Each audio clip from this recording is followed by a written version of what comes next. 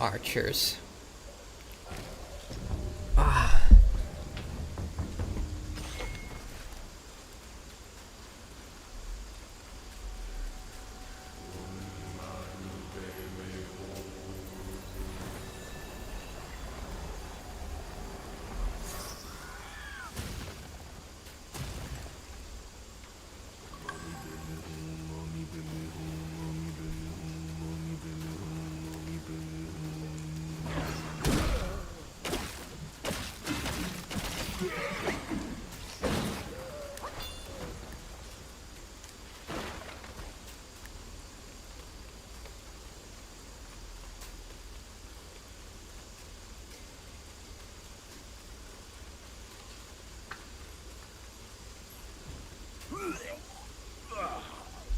Raise thy cup, seek answers on high. Who defies death neath every sky? Oh, I messed up my mission. Go find something to sober me up. How refreshing. You woke me up. Thanks. Enough with chit-chat. My belly's growling.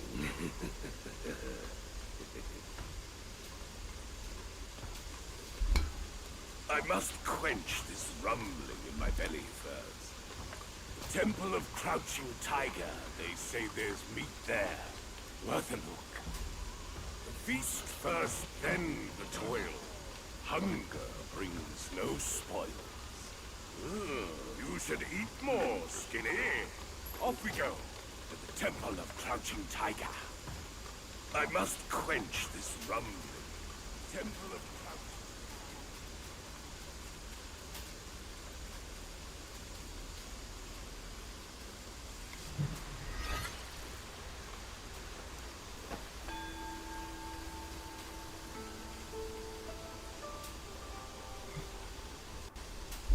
Hey. She's always trying to chew wires. I don't know why. You have bowls of food on every floor of the house.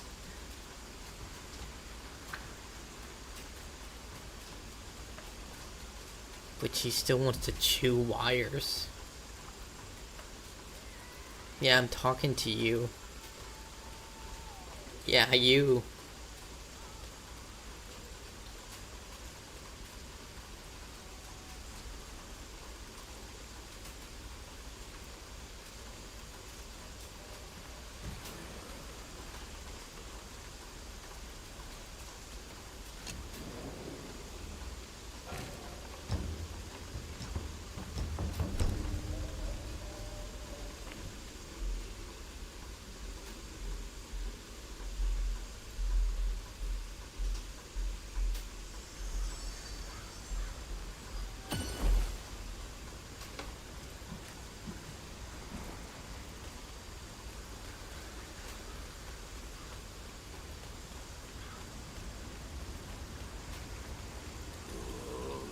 Putrid rat meat is insufferable.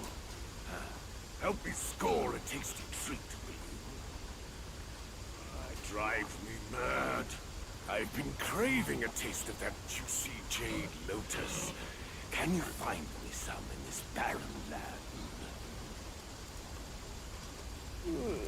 I wouldn't mind some meatless meals from time to time. I have stumbled upon some interesting leads. The realm of gold does hold a connection to this desolate land. I hear the realm of gold is where the sun sets. There, they held rats above all others. And somehow, before we knew it, the realm was gone. Quite odd, that is. I just tried those rat guys. They taste like men flesh. Its people are not yet extinct. I suspect the Yellow Wind Guai had a role in their downfall. Our senior brother gave me a piece of gold. I'll need it here when the time's right, he said. It's the right time now. I'm taking it to the right place to give it a try. I just tried those rat guys. They taste like men flesh. Its people are not yet extinct.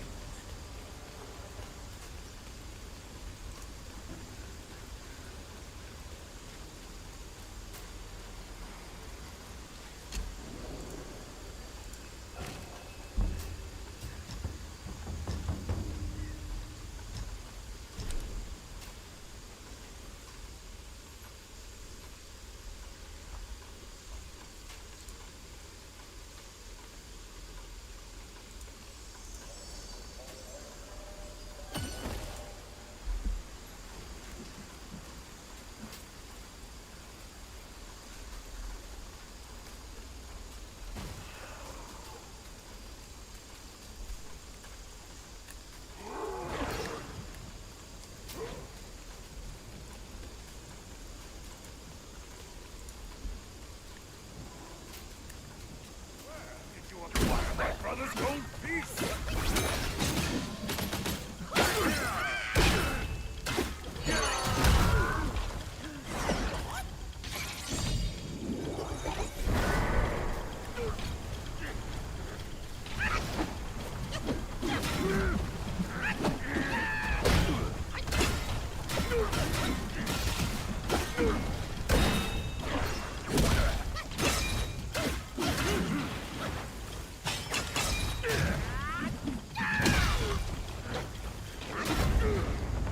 There we go.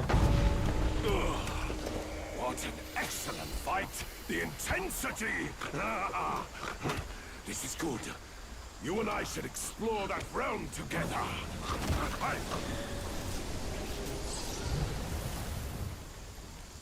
Now I can fight that two hidden bosses.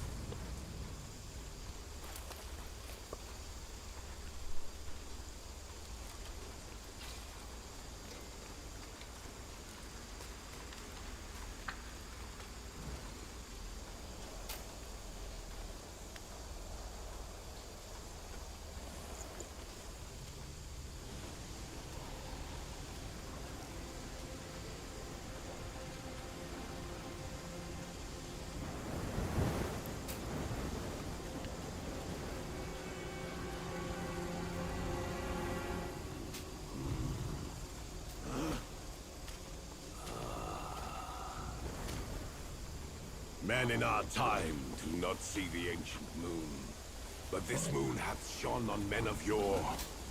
Behold! Be it the realm of sunset or the realm of gold, it's but an echo of the past. Legends speak of an ancient, colossal beetle in these sands. Whilst deep in slumber, it lay hidden beneath the earth's embrace. When awakened, it would devour all souls that crossed its path. Its shell, harder than stone, defied the strikes of common arms. It struck fear into traveling merchants and wider to neighboring realms. But a yellow-furred rat sensed the immense power emanating from the insect. He halted the beetle's havoc and harnessed it for his own ends. Overjoyed, the king named the rat Gwai, the royal sage, and built a shrine in his honor. The bound beetle was a perfect source of power, so the rat stayed. He seized the Tongue Monk using the new power, and battled with Sun Wukong upon the Yellow-Wind Ridge. The Gwai's formidable wings veiled the vast expanse of the sky.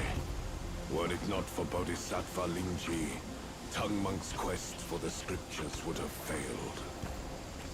Yet, stripped of the rat's protection, the kingdom was plunged into a state of ruin. The once lush Yellow-Wind Ridge now lies a desolate wasteland.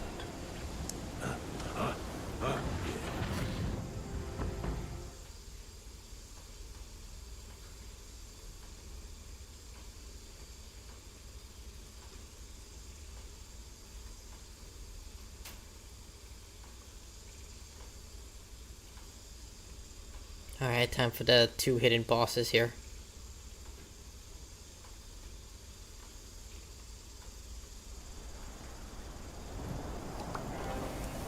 Oh! Oh. She's back. Yes, Sushi. You saw that I was gonna fight a boss, so you're like, I'm back. I'm gonna pull on your wires until you... Look.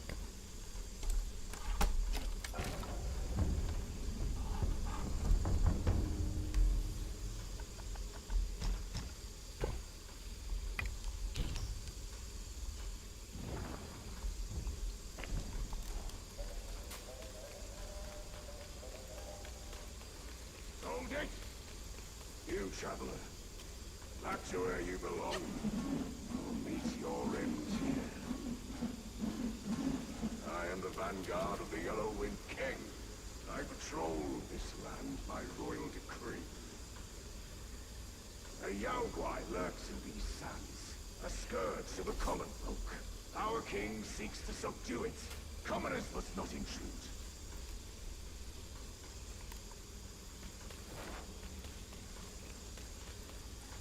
You scorn my words? I'll have you served to the king's dinner!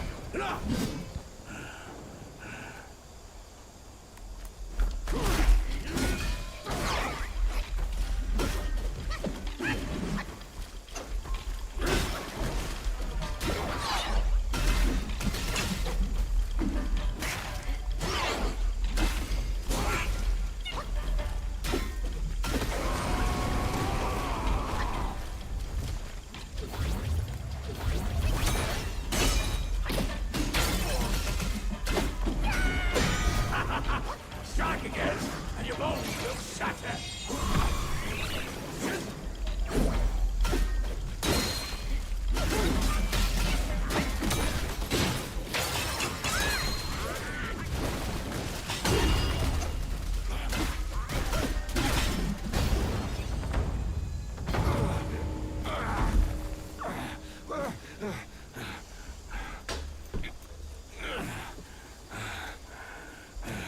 Such fierce staff work.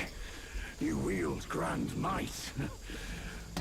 Brave soul, why not use this might to aid my king's good deed?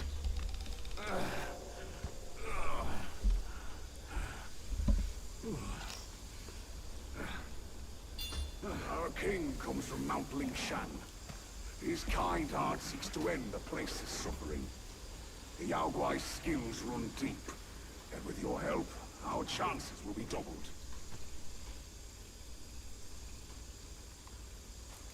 The king is just ahead, but with my meager skills, I cannot join you. Please, go aid him quickly. Truth be known, being a father of 2 little ones, my life is not mine to give. Worry not, the Yellow-Winged King is a noble disciple from Mount Lingshan. Go and meet him. A good karma awaits you there.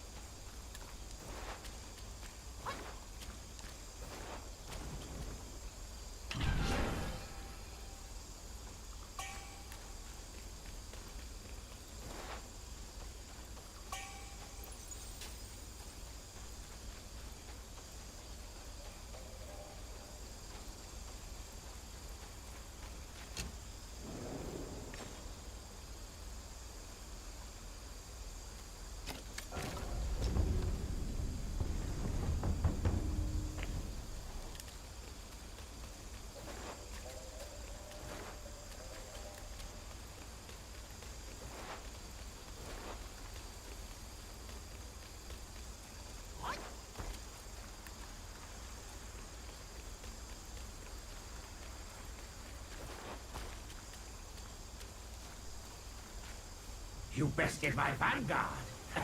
Then you do indeed have skills. That Yao Guai must have some vessel that counters me. Even my Samadhi wind can't hurt it. There is only one way to draw out this Yao Guai. I'll sound the drums and it'll come forth. If you are willing, I ask you to seize its vessel at the right time. Then the Yao Guai will be mine.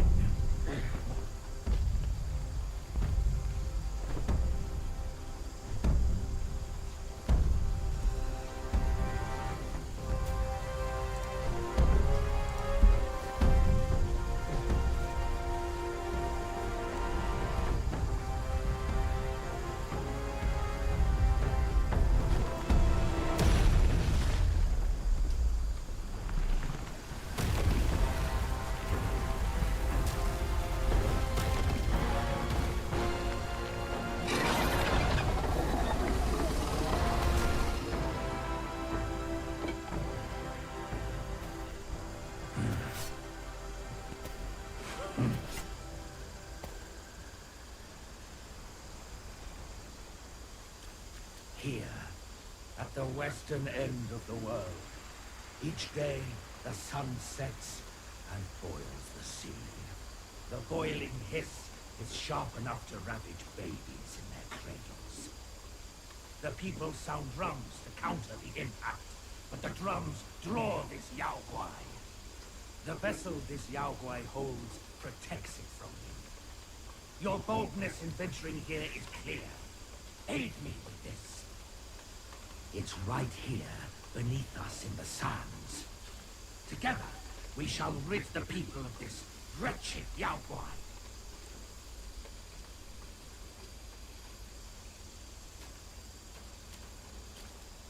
It's right here, beneath us in the sands. Together, we shall rid the people of this wretched...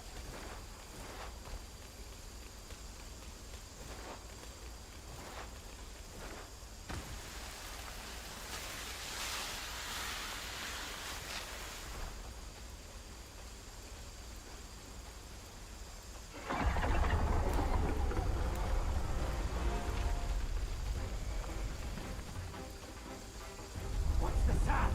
The beetle's coming!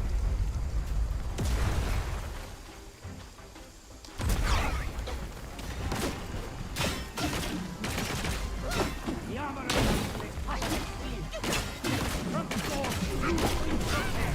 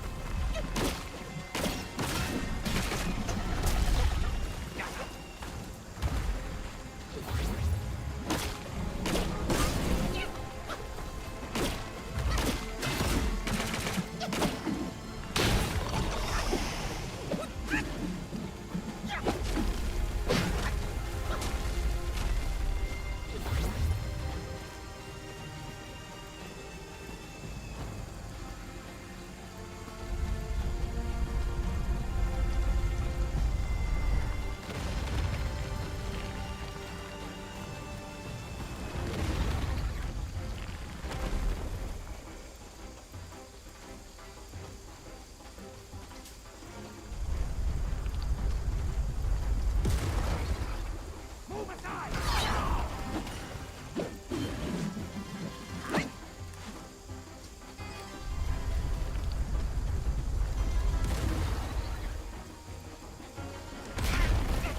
Damn. As long as the drum beats, that one will not get away!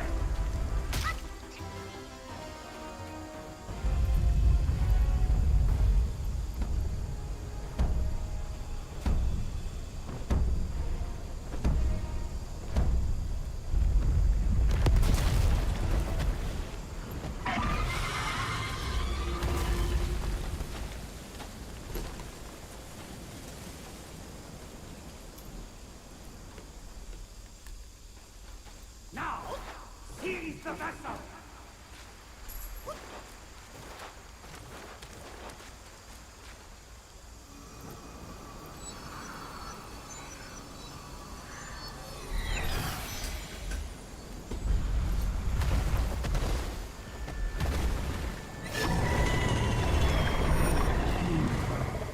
I'll join you!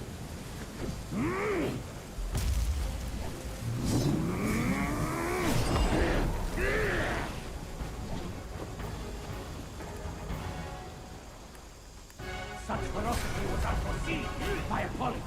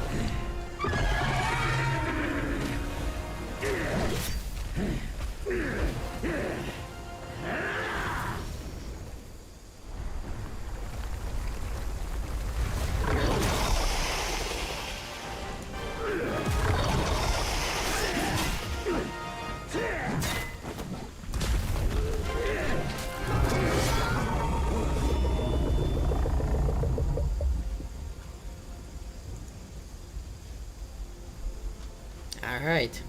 Giant bug squashed.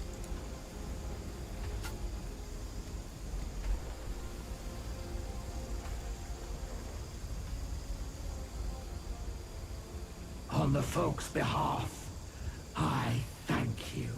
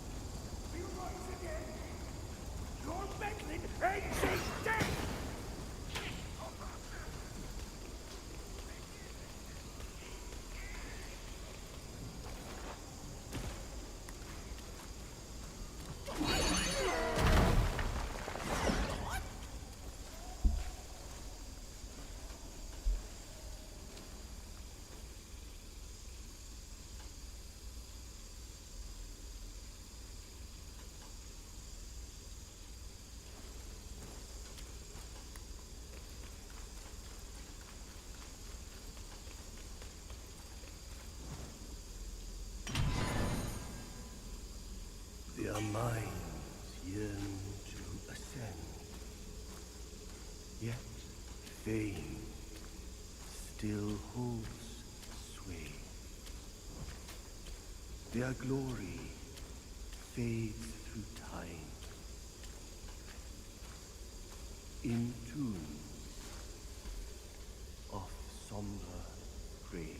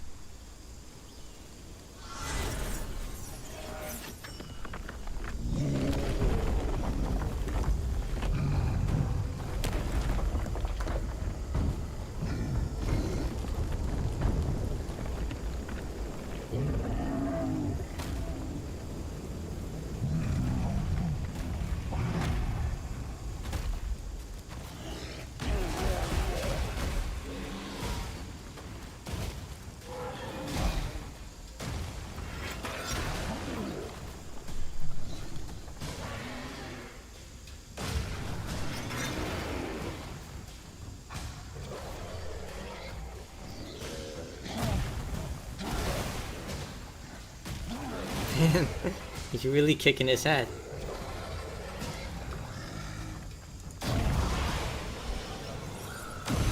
Oh yeah, he's still attacking me. Indirectly though.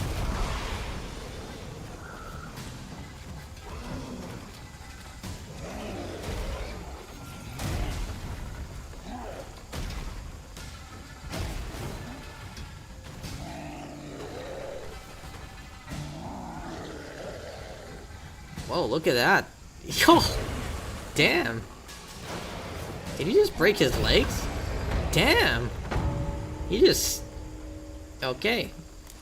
Now he's gonna turn on me.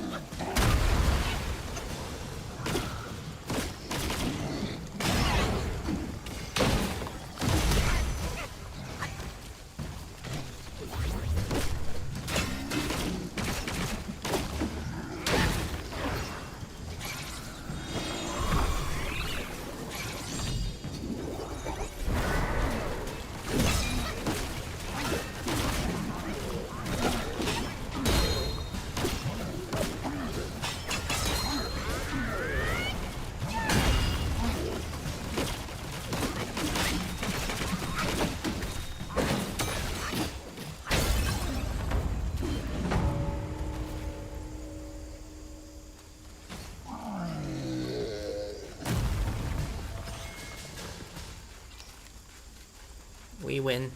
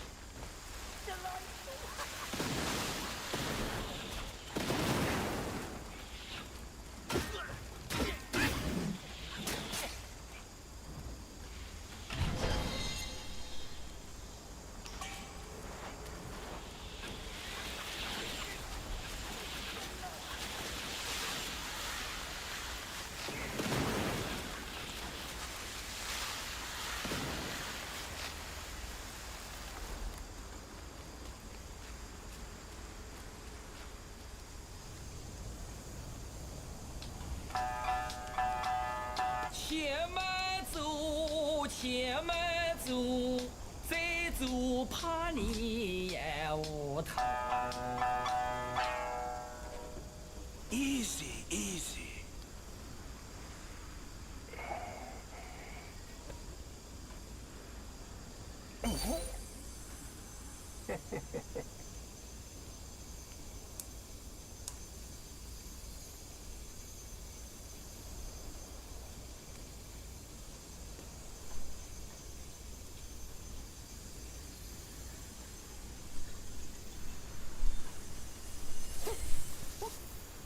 This befits you grandly.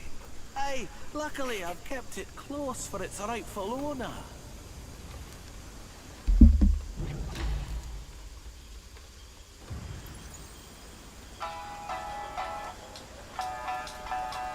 无事有莫强求，方便把门回见车。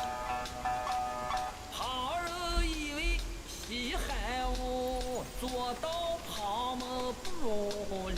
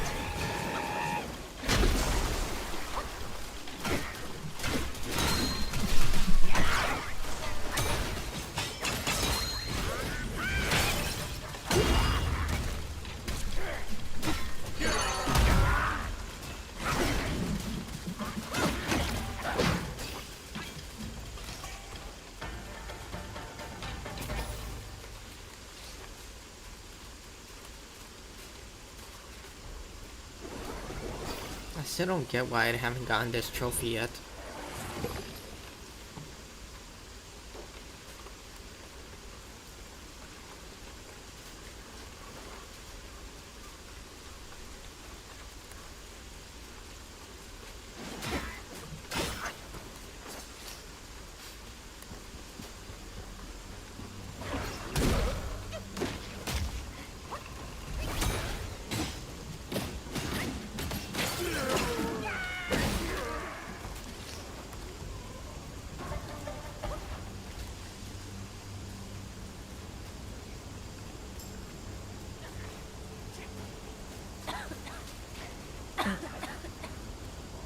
I'm here, little monkey.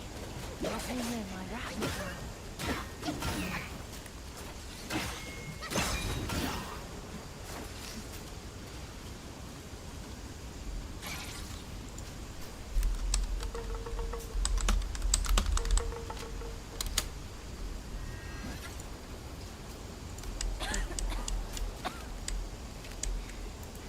Pa told me, when the dust stops, my cough ends. I know you're not from around here. Don't frown like that. Our village is fun. I know an old man in the stone, and the pig that steals all the things. And at the bottom of that well,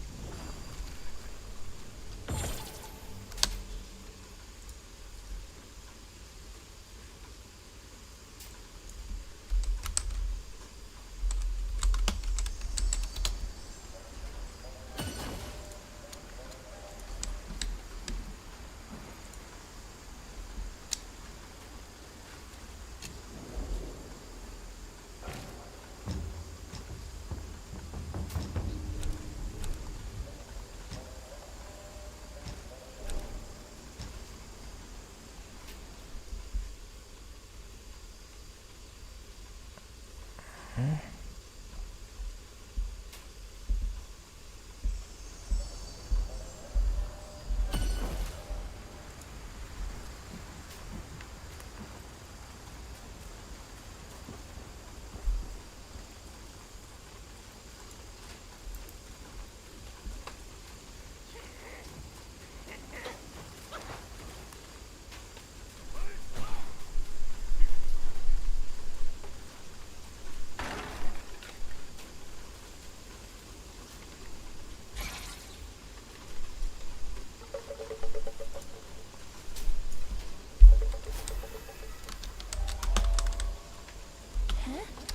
How did you even know I was here?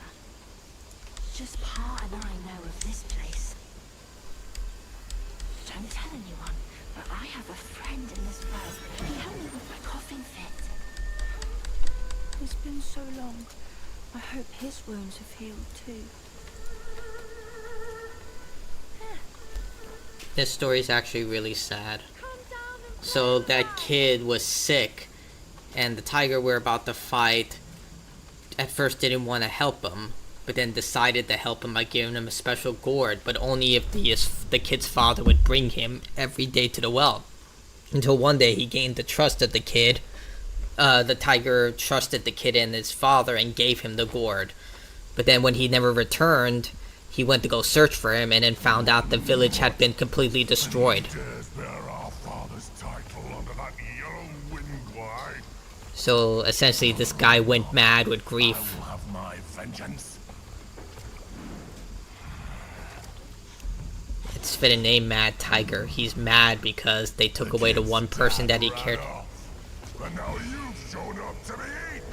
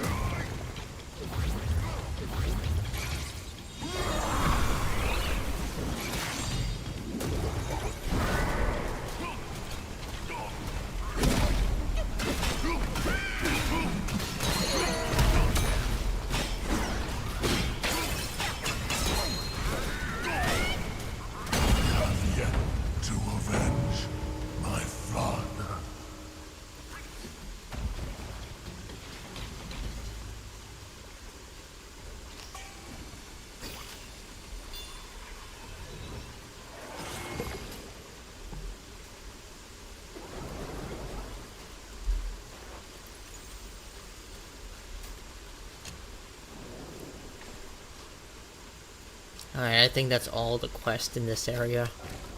Well, there's one more. It's the old man I have to find. Pretty sure I got the... Yeah, I got the mask from the Stone Vanguard, so I can just go and put on the mask.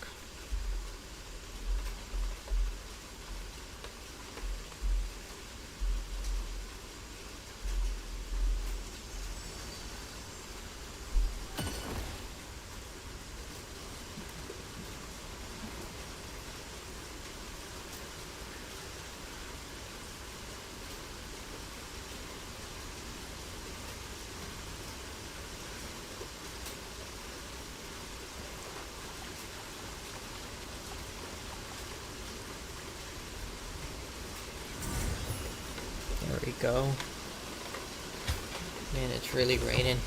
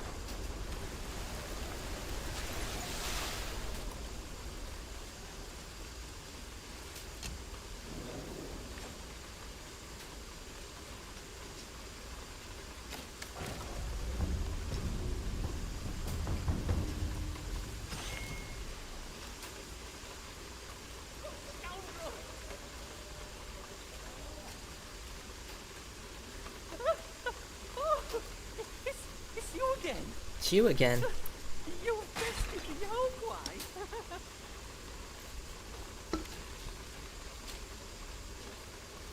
Now I get access to medicines. I think the next boss is the Yellow Sage. I beat the secret bosses and the optional bosses. What say you, brave one? I can never repay you for saving my life. Oh, here, a token of my gratitude. Mind core, make celestial medicines. Let's increase my health. Uncover the secrets of sky and earth. And bring out the craft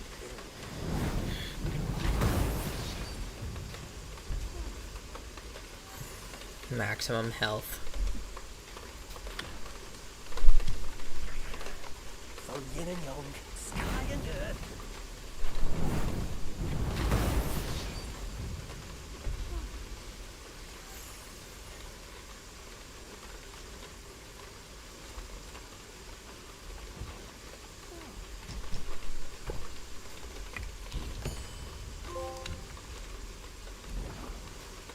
There. I still don't know what spirit I'm missing.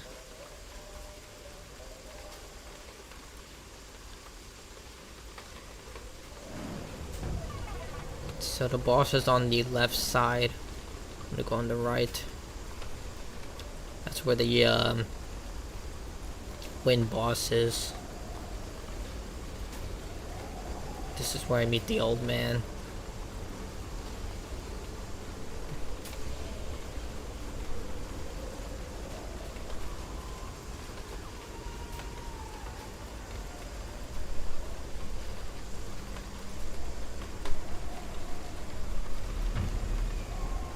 And another meditation point.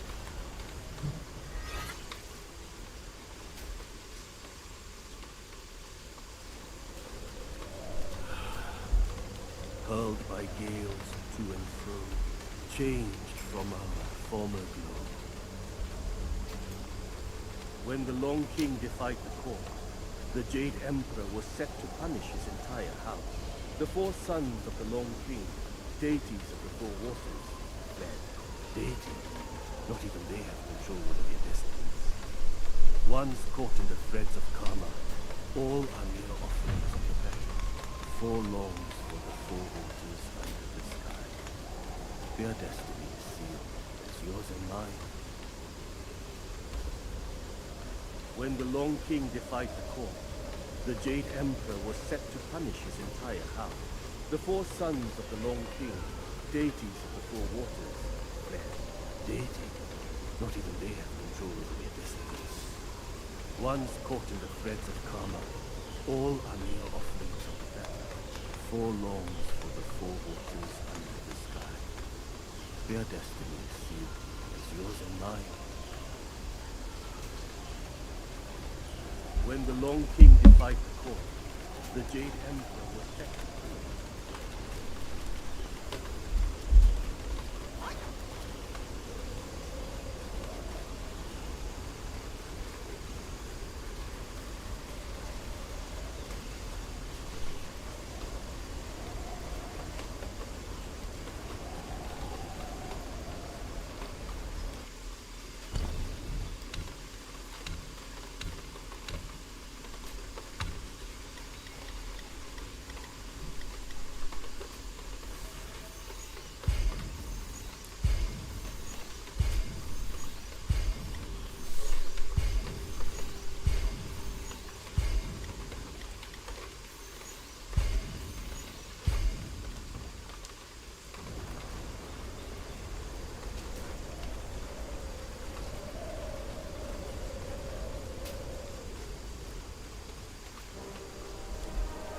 Besides every sage, a villain resides.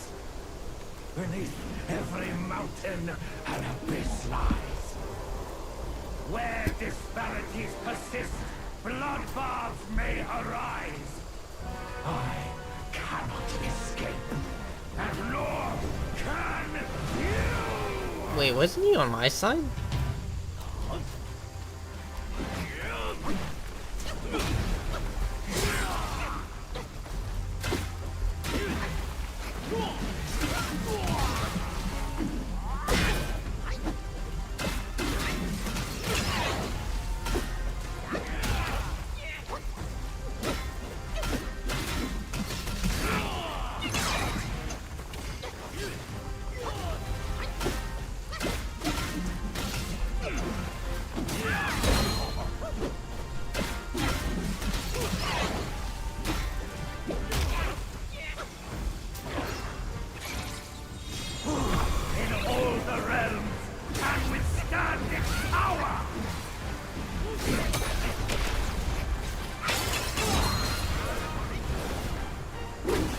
Of course I missed.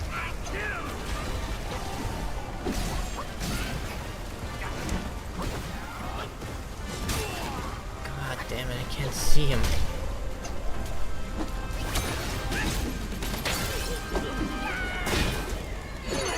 And I missed again. I make a habit of missing a lot.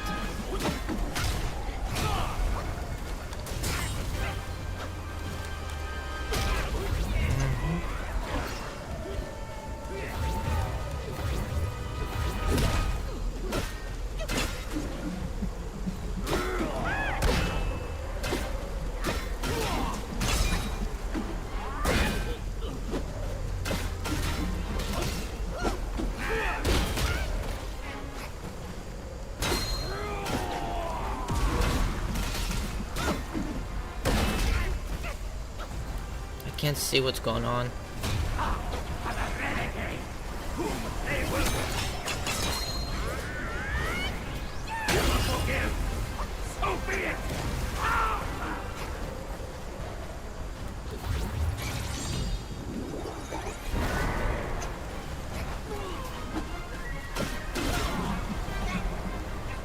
What the hell?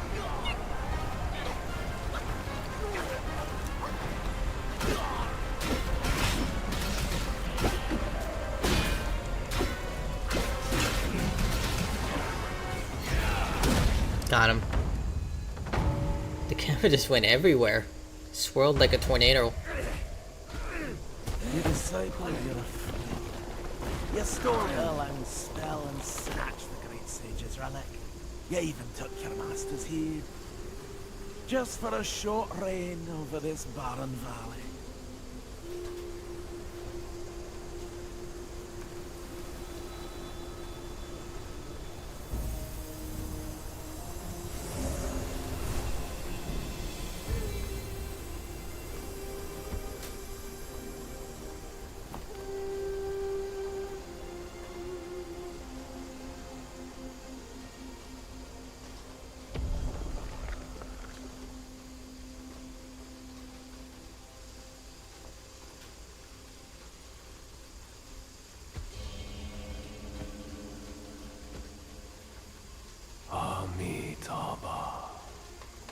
I am Bodhisattva Lingji of New Mount Sumeru,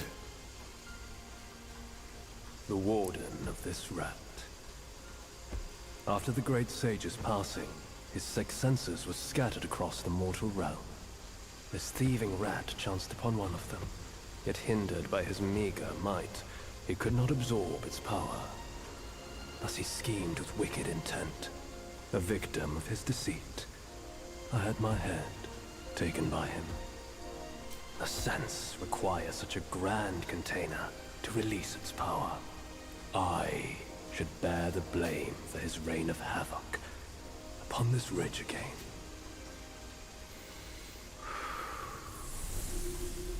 Through your valor and sagacity, order has been restored. Sagacity? What does that mean? You are the sole worthy one to keep it. Sagacity. Please, keep it secure in my stead. Good judgment.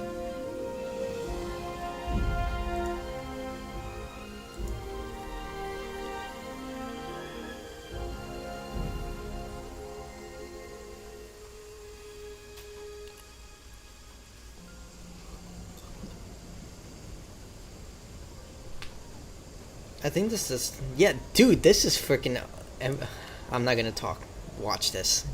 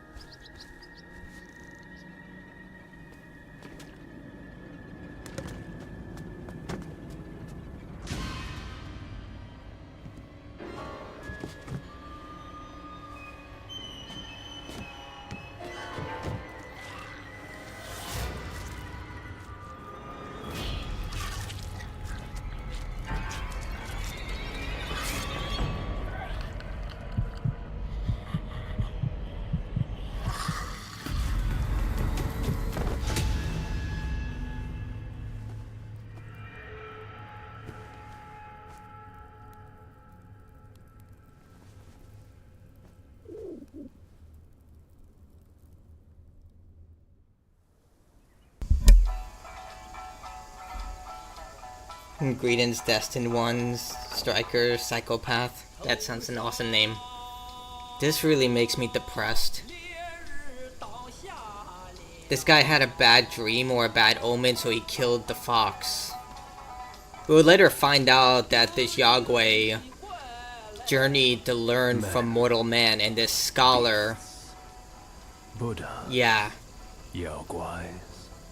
You eventually do take revenge for what happened to the fox, but it just shows. None should disturb what's decided. It's like this creature, you took it into your home, it trusted you enough to sleep within your vicinity, and you decide to betray it. He actually feels guilty for what happens, but then he lashes out in anger because naturally that's what humans do after they've been caught by their own guilt.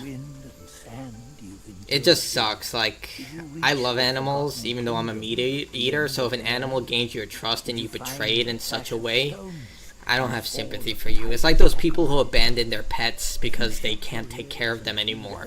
And they're just like, oh, they'll take care of themselves. Like, literally there are shelters you can take it to.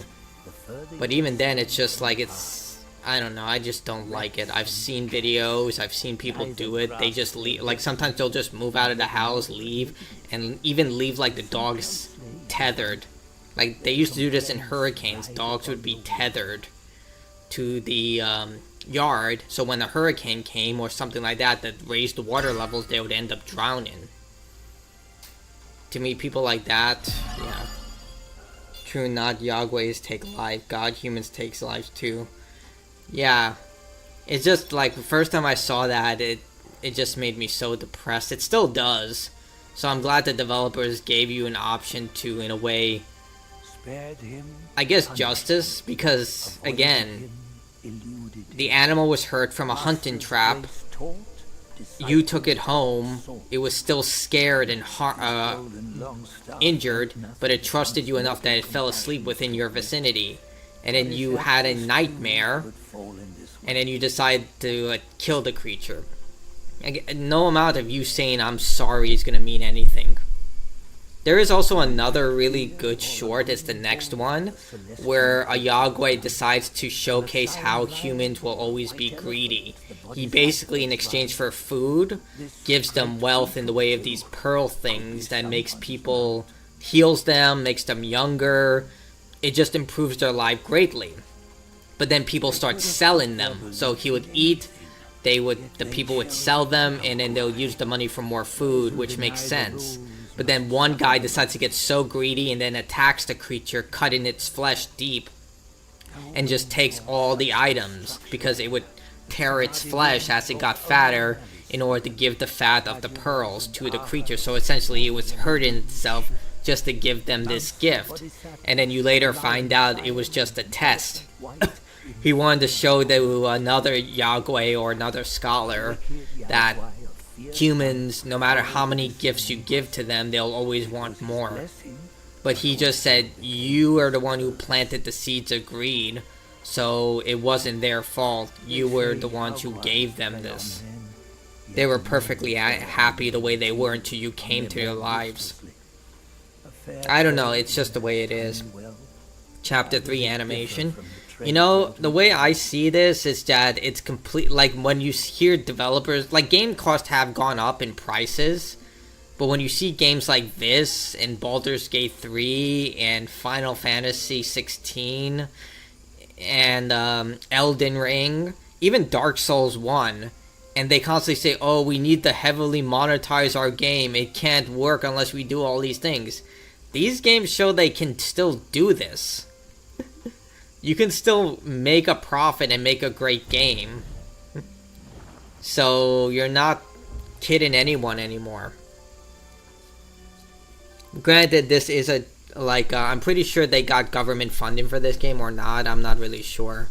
Because I wouldn't be surprised more governments are starting to invest into video games more than ever.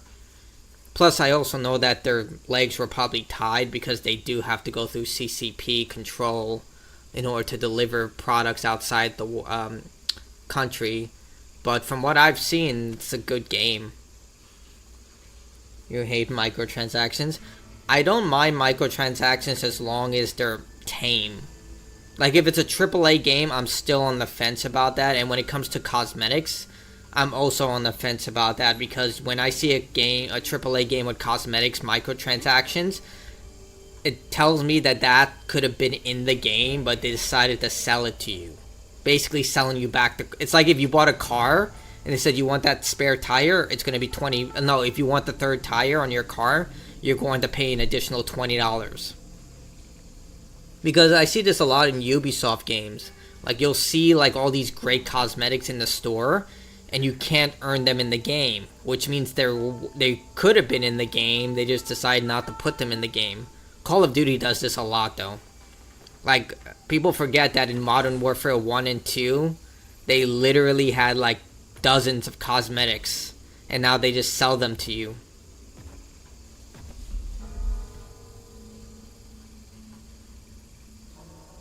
But, again, it just shows that you can make a great game and still make a profit. You won't make a lot of... You won't make the most... You won't make all the money, but you'll make a lot of money. Like, literally, this game has so many enemies. Like, I was... like, there is a lot of unique enemies within this game, and it's pretty damn cool. It reminds me a lot of Dark Souls 1. When I played that game for the first time, I was like, this came out on the Xbox 360 and PlayStation 3. And this has more enemy variety than most AAA games.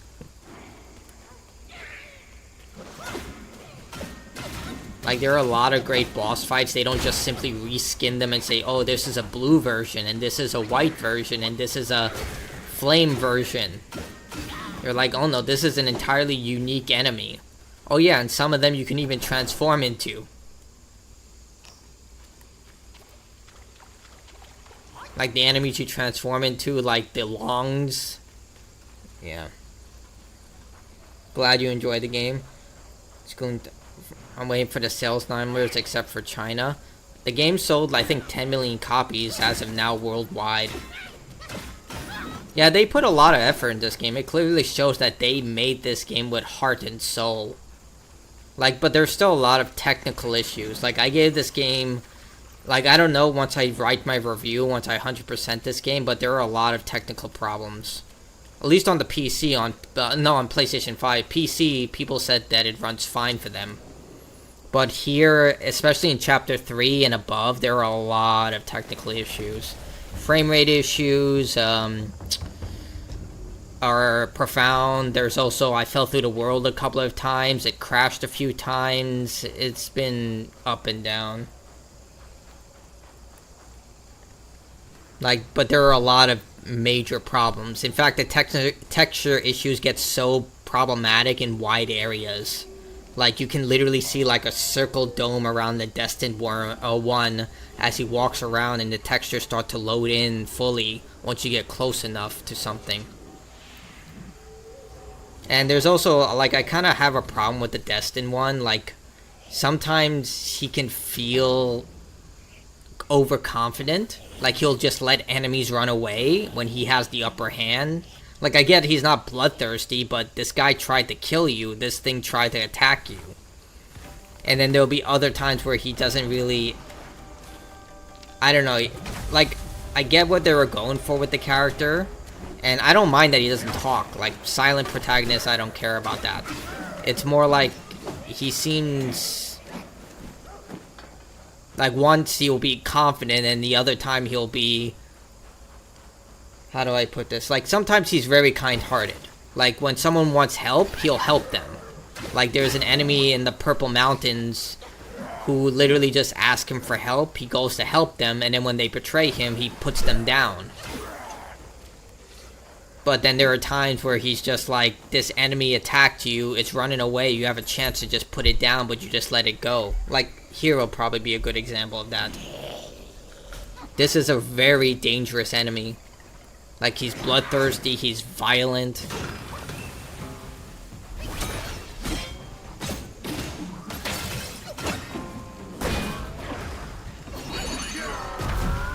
I always miss for that attack for some reason now.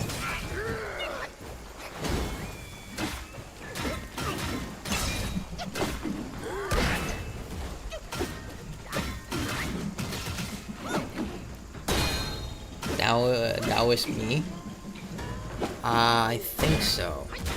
Another thing that I really hope they do fix in a patch, I've already done it, but other people might struggle with this.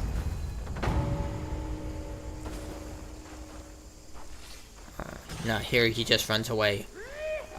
Is that the drop rate for certain items are really low. Like, super low to the point that it becomes insanely grindy.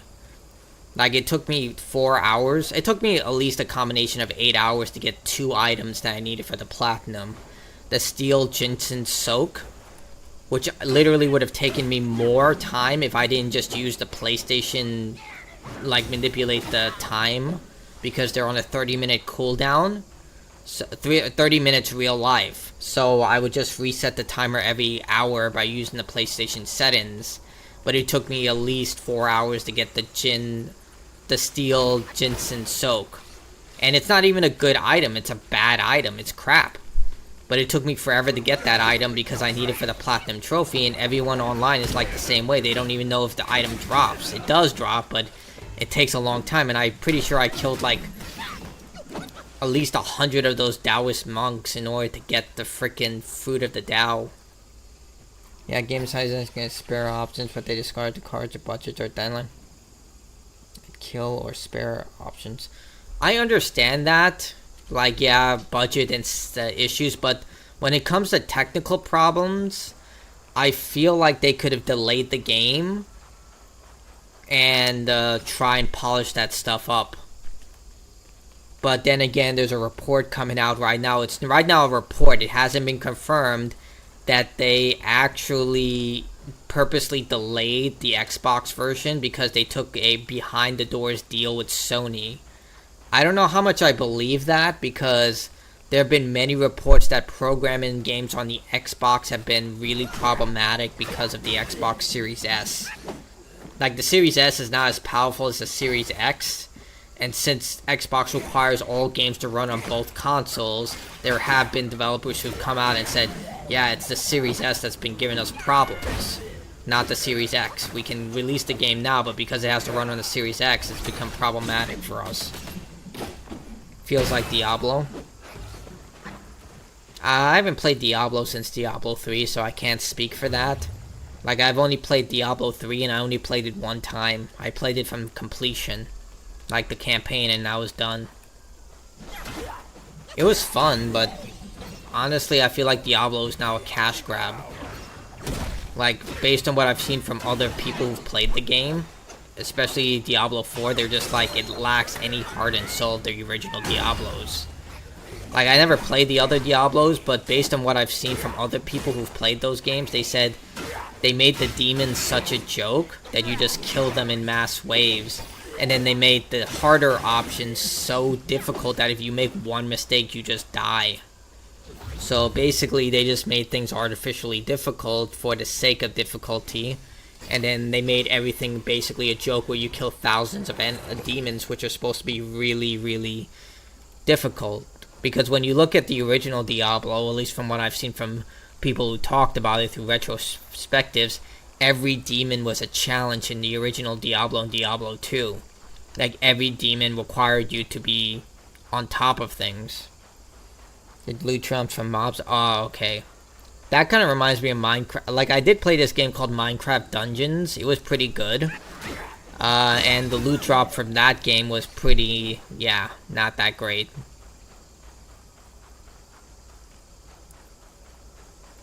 So this is another thing that I didn't really like about this game. There's a lot of wide open spaces, but it's a lot of empty space. Like, I think Elden Ring did it best, where if you go into a large area, you at least get something, like a rune or something. And with Dark Souls 2 and 3, the way they handled spaces is that they would funnel you through areas, but at the same time, they would ensure that the player had some avenue of exploration. Like, things didn't feel like they were pointless in a way, like this area right here. It's so empty, but you do get this resource right here, and it looks pretty, but it's just a large amount of really empty space.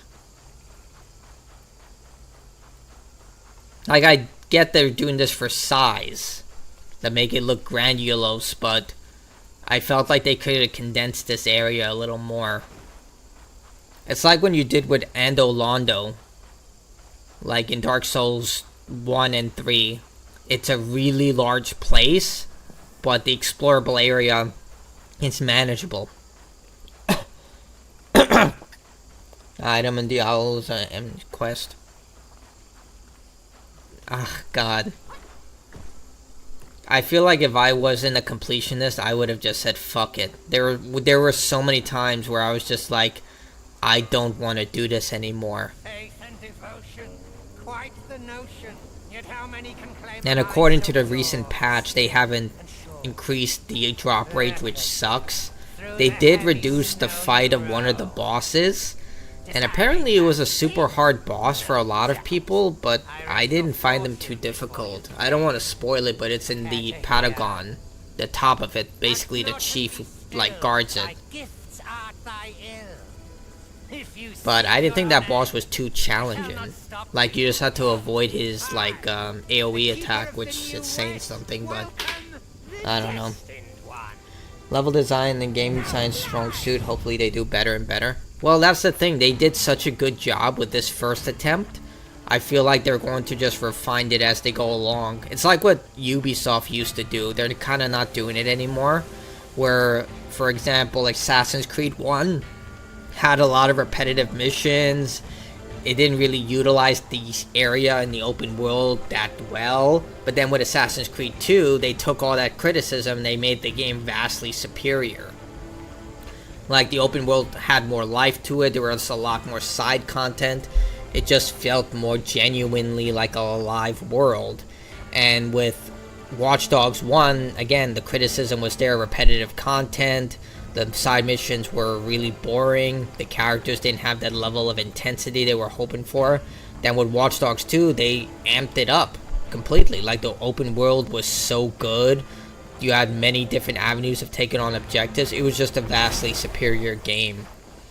And it's just like, once they take the criticisms of this game, I'm sure they'll do, if they decide to make a sequel, which they heavily imply they will based on the ending of this game. Yeah, they'll learn from what they did and make it so much better. They do New Game Plus or just a Platinum Trophy. We'll see. I don't know how much far I have to get into New Game Plus. Like, I'm kind of bulleting through New Game Plus right now. I think I'm only 2 or 3 hours into this, like, new run, and I'm already on Chapter 3. But granted, I am super overpowered. I'm level 150, I have the best weapon, best armor, so... and plus, I know the boss patterns, so... But, yeah... I want the platinum. That's because I review games after I 100% them, because I feel like it gives me more validity on my review, and it makes me stand out a little more. I mean, there are people who do it, like that guy Gerard, the completionist, but he's going through like a downfall spiral after the whole Open Hand Foundation situation. And then there's another one, I think it's called Motrium Gaming. He does it occasionally. He's kind of been lacking on it now, because I saw that he has been doing more of impressions. I think he's just trying to like get his opinion out there as quickly as possible. But we'll see. Like, I generally think if you get the Platinum Trophy, you've more or less 100% the game, but I also tend to play games on their hardest difficulties, like with Stellar Blade. I beat that game on the hardest difficulty, even though you didn't need to.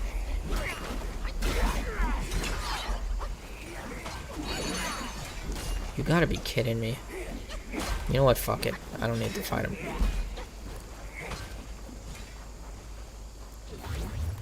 That, I'm kind of I was gonna play Star Wars Outlaws when it came out 3 days ago, but I've decided I'm just gonna go straight for this platinum. Like, I should have gotten this platinum by now, but I've been lazy about it, and I got kind of sick last week, so there was that. But yeah, I was thinking of, like, I was gonna stop playing this and get going to Star Wars Outlaws, but I just say, you know what, if I don't do this, I'm never going to do it. I'm in the mindset where if I say I'm gonna do it later, I'm definitely not gonna do it, so I'm gonna do it right now. The problem is that one of the trophies may be glitched, because it says I don't have all the spirits, but according to all the guides I've seen, I do have all the spirits. So I don't know what's going on there. And then there are also some trophies that have been glitched. Like, it said that I got all the medicine balls, which increase my health, stamina, and mana, but I know for a fact I'm missing one. That's the whole reason I'm like doing the New Game Plus situation too, is because I know I'm missing one. I'm missing a portrait, and I'm which is like a dossier, and I'm missing the literal like item. So I don't know. Nice. Do you think it's biased that most of the game review media publish reviews throughout finishing the game? I honestly think you don't have a review if you haven't finished the game, at least. Like, you should at least finish the game, like, complete, you know, the campaign. Like, there was an IGN review with Resident Evil 2, where the guy, I believe it's Destin, I can't remember his last name, but he made a review where he said the campaigns for Resident Evil 2 played exactly the same, only with Claire and Leon switching places. And everyone quickly called him out on that, saying that no, there are 4 campaigns, and you played the first 2 with Leon and then Claire, because it's run A, and then run B is the opposite, where you play Claire's run from the original game, but now as Leon or Claire. So everyone's like, you didn't finish the game, because if you did play both those campaigns, you would have unlocked that. So, there's also that Screen Rant review, where she said in chapter 2 was like like, I get where the reviews were coming from because they had an embargo for up to chapter 2, but at the same time, it was a lie. They were like, no inclusion and diversity, where this chapter, and literally the next chapter after this, with the webbed hollow with the women and the spiders, literally is an entire chapter dedicated to women. Like the spider sisters. Like, she was just like, there are not a lot of women in the game. I'm like, there's a freaking entire chapter. It was just like stuff like that. There are 5, Shank does. Yeah, that's the hidden boss. You have to collect 4 of them, and then afterwards you get the 5th one, and then by beating the hidden boss.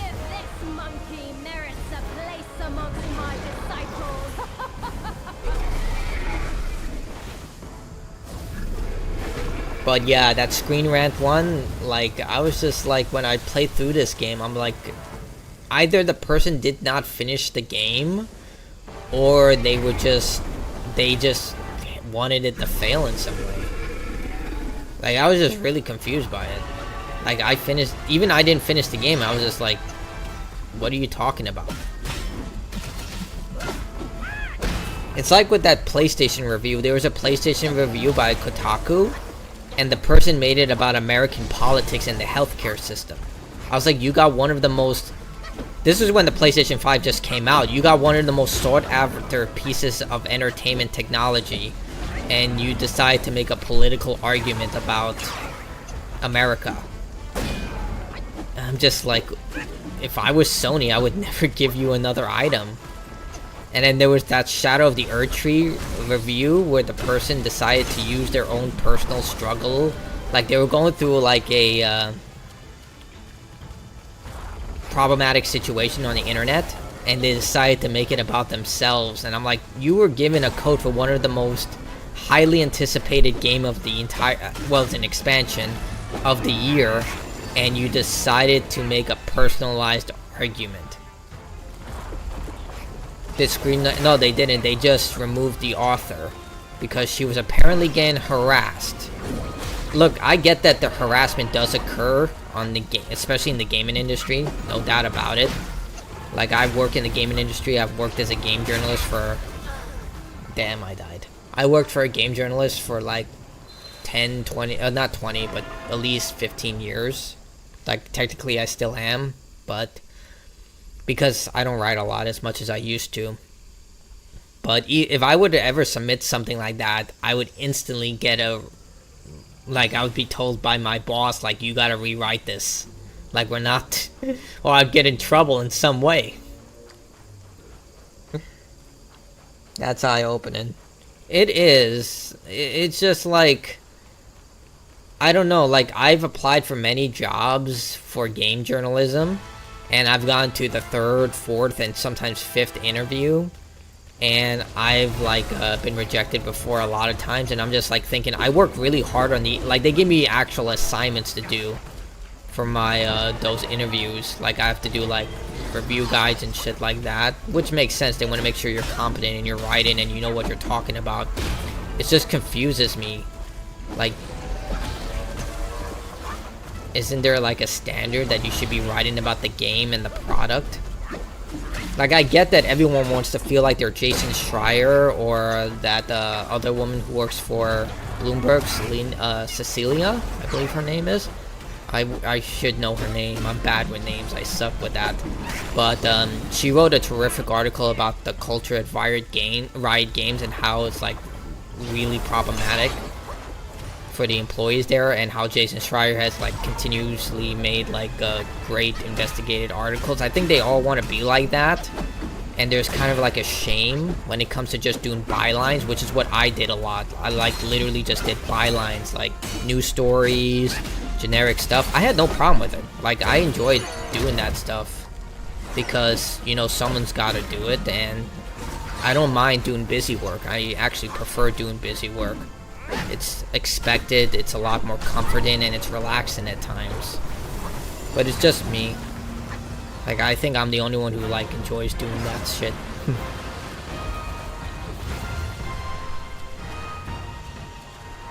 So why did the boss let this kind of review go out in the first place?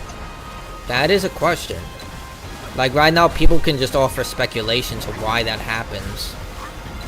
Like I've been reprimanded. I used to work fast food and retail, and I can tell you I've been reprimanded for some really big, stupid shit. No, not really big, really dumb, stupid shit. Like I was late for 5 minutes. Oh, you get written up. You didn't do the job that we told you to do as efficiently. Written up. I've seen people talk about this stuff when they hear about news stories like this. They're like, dude, I work a job where if I do even the most tiny mistake, I get written up or I can get fired for that. And yeah, I've been there. So I'm just like questioning, because these like the people who work at these websites get paid pretty decently. Like they can make up to 50K a year. If you're a freelancer, it's different. Like you can make, like, it depends on your price in there. I've done freelancing before. They usually charge by the word or by the assignment. Like they can pay you one default thing for an assignment, or they can pay you based on the words that you used, or how many words you use. But that's you have to set your own rate. But yeah, there's also like maybe this is me just thinking out of the box. I think it's also friendships. Like most of these people all know each other. Like I'm part of the New York Video Game Critics Circle, and yeah, most of these people do know each other, and I know them technically as well. They're nice people. Like I talk to them what I do and how I've gone into the game industry, my own work in game journalism. You talk to them and they're very nice people. But I don't know.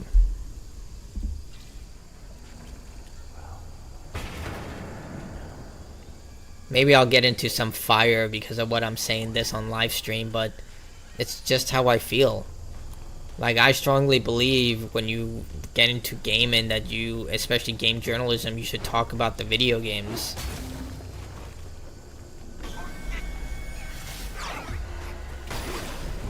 But that's just me.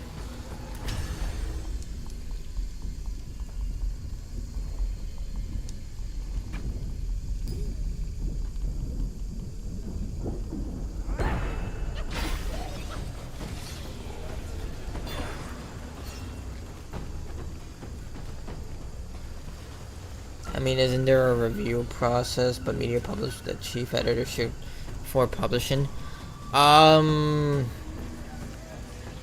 Yeah. Usually the editor-in-chief is the one who gives the final say of whether something gets published. Like, everything has to go through the editor-in-chief. Like, occasionally they'll give a person, if they have enough experience, you know, the chance to publish stuff without it having to go through review, which makes sense. Like, if you have a seasoned worker, you don't need to micromanage them, you just let them do what they want. But for the most part, it is the editor-in-chief. It's like the manager of a fast food company or any other company. Like, if you work at McDonald's and your employee doesn't come in and calls out sick, you're still responsible. Kind of same situation. If you publish a bad article or something that contradicts something or does something wrong in terms of, like, maybe it goes against the embargo, then that's on you. Like, usually, like from my experience of review copies, developers give you an embargo of what can and can't be said or done. Like, for this game, it leaked the embargo that they couldn't talk about anything past chapter 2.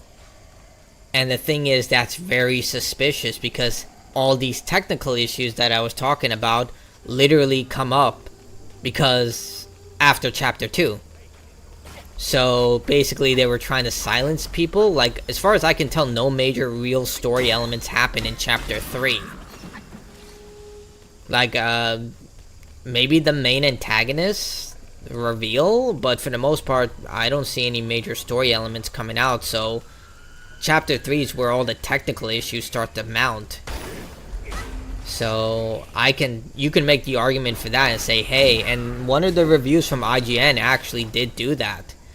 they said, hey, we have all these technical issues that started to sprout up after chapter 3, but because of the review embargo that we agreed to, we can't show it to you. That makes sense. That is a really credible argument. Get me in trouble? I don't think it'll get me in trouble. Like, I'm not saying anything that anyone else doesn't think.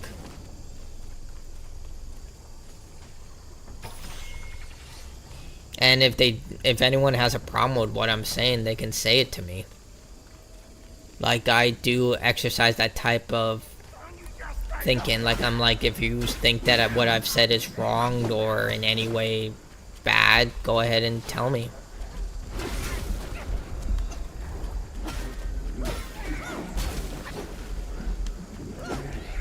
I just don't like lumping people together, but I also like, you should always question. Like, that's something I've always, like, never understood. Like, when you asked questions, people get angry about that.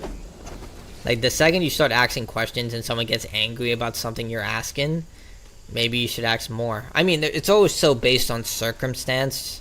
Like, obviously, like, if someone's asking a question about a very sensitive topic that a person doesn't want to talk about, that's one thing. But when I'm talking about this in terms of game development, you should ask yourself, why is it that a lot of these publications are given a lot of, like, space to the game Concord, which has been shown to be a very underperforming game, but with Black Myth Wukong, which sold 10 million copies as far as we know, it's not getting the same level of, like, media coverage.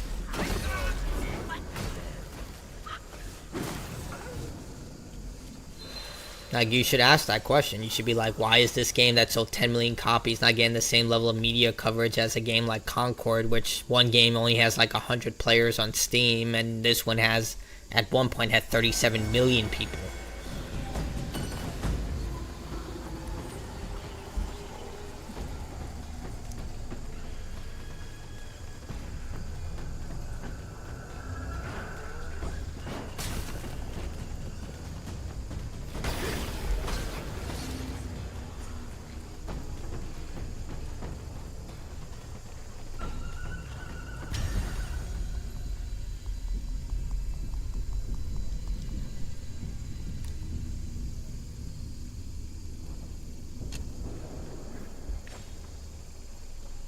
And I mean, let's just talk about the elephant in the room when it comes to this game. I really think that, yeah, I think because the game is linked to the CCP in some way, because it is, that a lot of people don't feel, like, comfortable maybe playing it.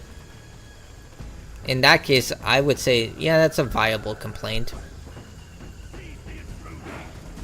Like, right now on YouTube, there are a lot of channels that literally talk about the CCP and everything that's going on in China. So, I can't really blame people for being a little bit uncomfortable about that type of stuff. Because anything that comes out of China does need to be regulated by the CCP, so, you know. In that case, I can't really blame someone. But then again, a lot of this stuff doesn't really bother most gamers, because look at what happened with Activision Blizzard. And again with Riot Games. Same thing happened at BioWare, when they literally had a closet dedicated to people crying. Like, a lot of people forget that.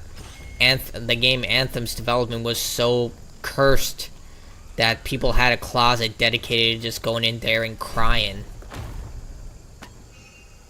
But guess what? Anthem ended up still selling, I think, 3 to 4 million copies. People still spend hundreds of thousands of dollars on Call of Duty almost every day. I think it's actually, people spend over $1 million, like Call of Duty makes over $1 million a day. Like, it wouldn't surprise me.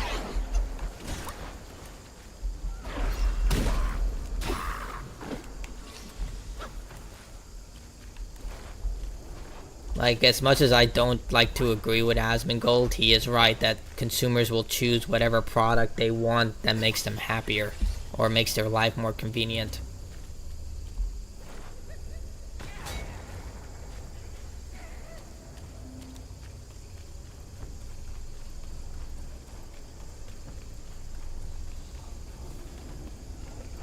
I'm starting to rant. My throat is getting parched. Or it could be the fact that I've been streaming for what, 7-8 hours? I don't think I'm gonna platinum this game on this stream. I'm getting pretty tired. I went around in a big circle.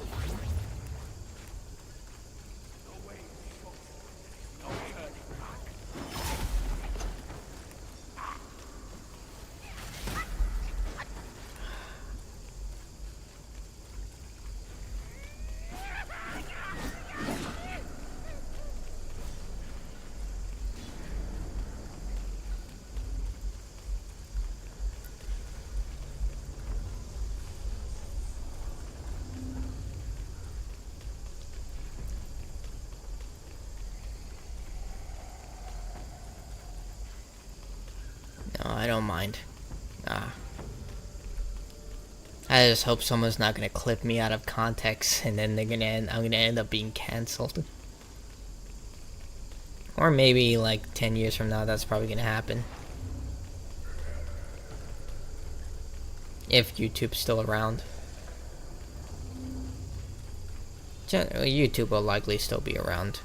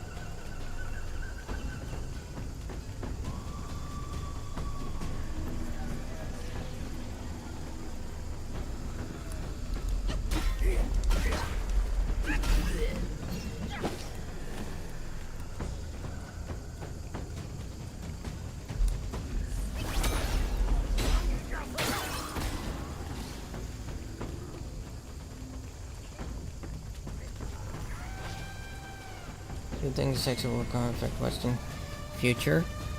I think it will, because there are a lot of rich executives who want more money.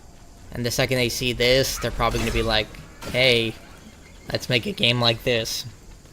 When executives sniff money, especially in the West, you know there are going to be a bunch of copycats. The thing is, this formula has already been tested and true for a lot of Western developed games.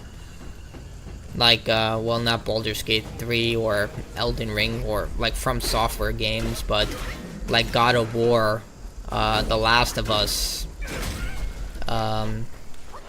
what else? Man, there aren't a lot of hardcore single-player Western games.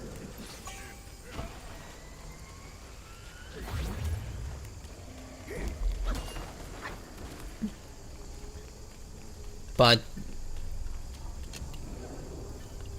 right now with Sony, with the loss of Concord, I think a lot of them are starting to realize, hey, that live service crap, it's not going to work anymore. Because gamers, whether they know it or not, either tune out from it or just know that it has so many insidious monetization techniques that it's just not worth it.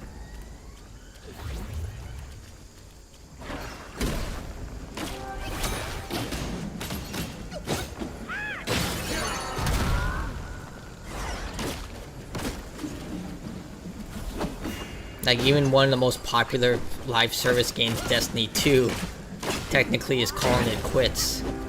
Because the final shape is apparently going to be the last big expansion for it. They're just going to release small bits of content now.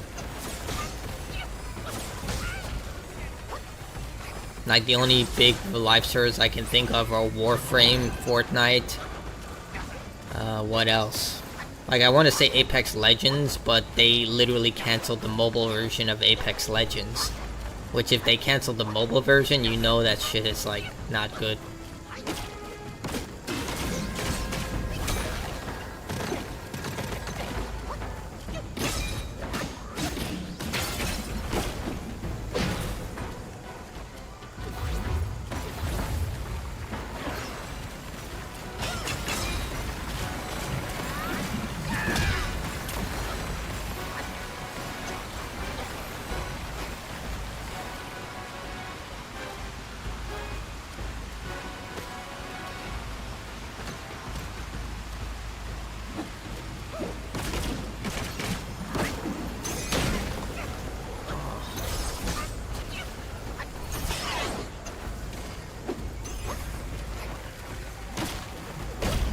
go.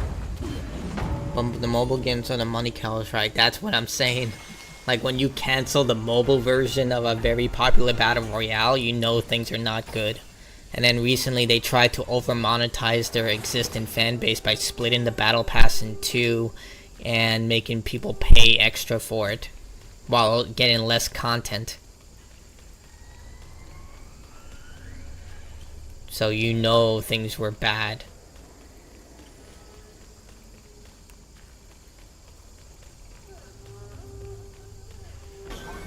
Like, the only, like, I'm pretty sure Epic Games still makes a ton of money on Fortnite. Like, they need to run that Epic Games Store. However, it's not gonna last forever.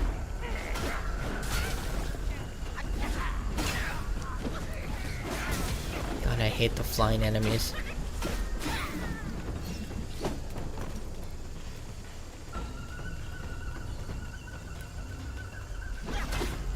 But then again, it also feels like we're going backwards when it comes to game development. Like, look at the recent Star Wars Outlaws. I've seen the videos of the AI. I'm just like, dude, this game is getting like big praise from a lot of media outlets.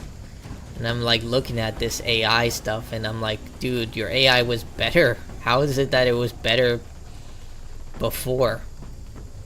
How did it get worse?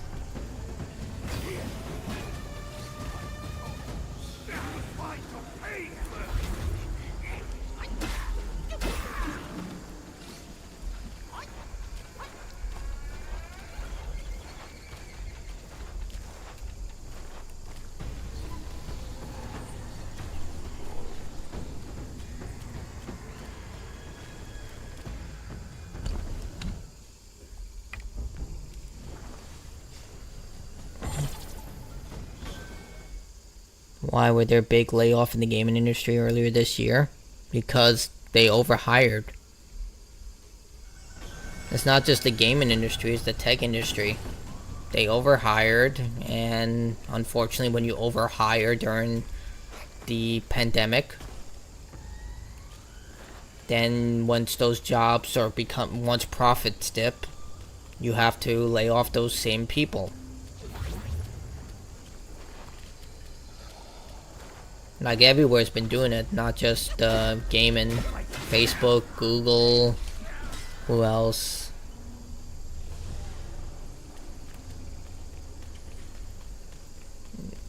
Pretty sure Snapchat had to lay off a bunch of people as well.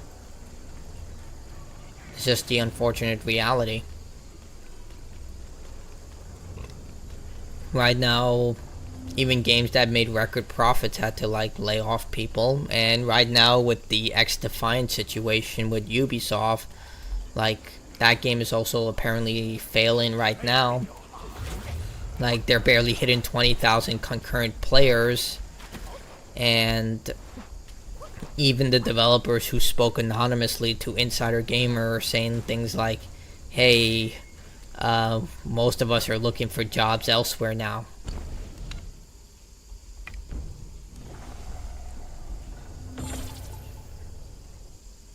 Meta, Google, Amazon, yep. All of them have been laying off. Ironically, one of my colleagues and I guess friend, she got a job at Meta as AI support. She got the full job and everything.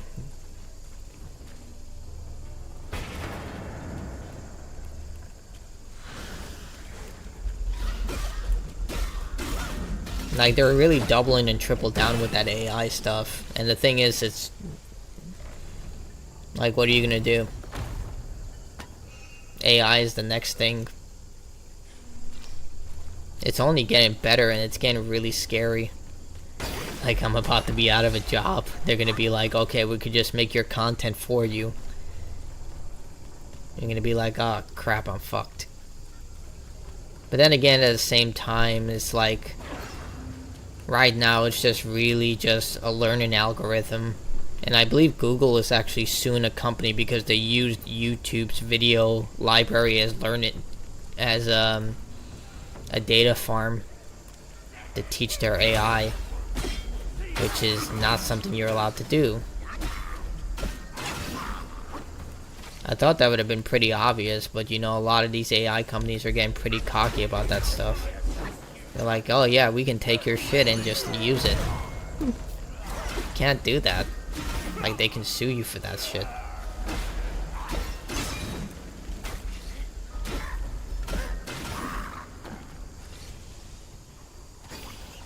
Do you think this AI economy is another bubble? I don't.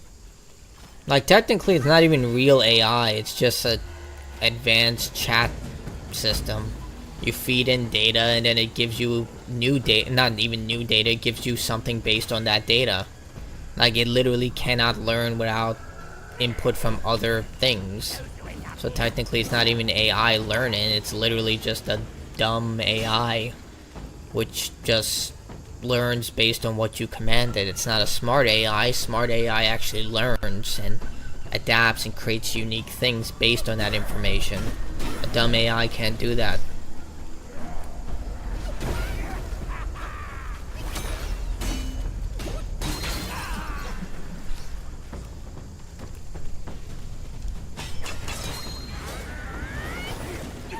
But it's definitely not going to be a bubble. Like, most companies are literally drooling at the mouth about replacing their entire workforce with AI.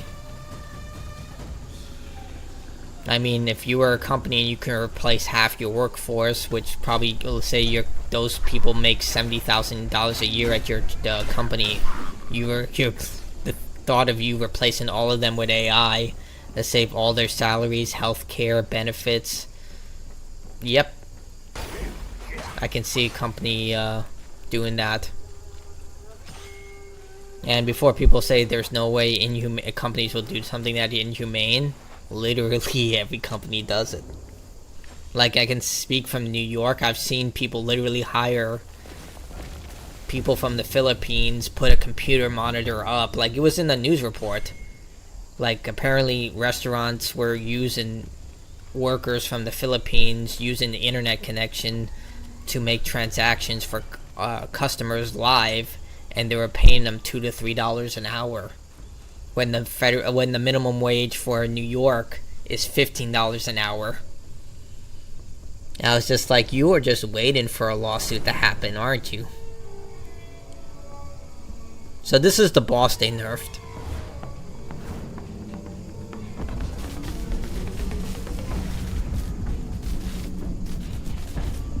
Let's see if it's easier. Like, I didn't see this boss as being that hard. It was definitely meaty with its health pool, but we'll see. Also, it's custom to lower range customers. Yeah. Basically that. But this way they were doing it literally in their face, whereas before companies would, like, lie about it.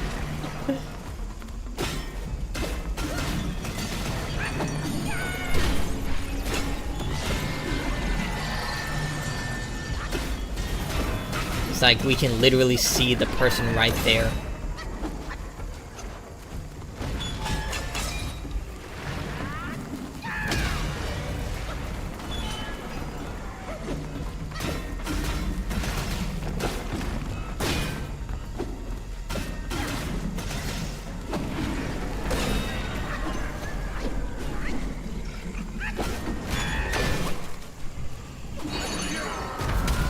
There we go. I have the problem with his laser party phase. Oh yeah, I remember that. Where he shoots lasers in random directions. Oh god, I remember what you're talking about. Yeah, that was something. He just started, like, he became literally a show. You know that an attack like that is fucking bullshit when you remember it out of nowhere. Nah, I still think that the Thousand-Eyed Taoist is the most bullshit boss in this game. Like, on his second phase where he eats his sword, like, it's such, like, he starts shooting lasers, he goes invincible, then he rampages throughout the field while your stamina's been cut in half. Yeah, fuck that guy. It took me 8 hours to beat that guy. If they're gonna nerf anyone, it should be that boss.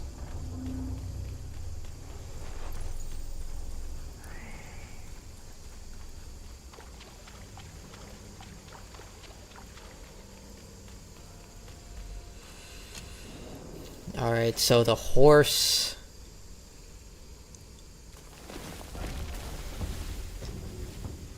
is going to be in the temple. And then the crane is in chapter 4. I need that. I also need to kill the vanguard that's there. You know, secret map. I didn't see people without the needle. Awesome. You need the needle from the pupil in secret map. You mean the purple mountain?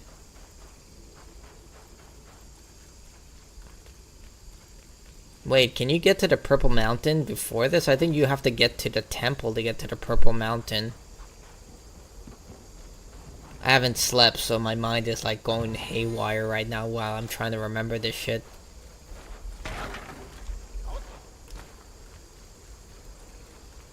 Like, the purple mountain. I can't remember how you get there. Oh, I hate this thing. The Cthulhu creatures.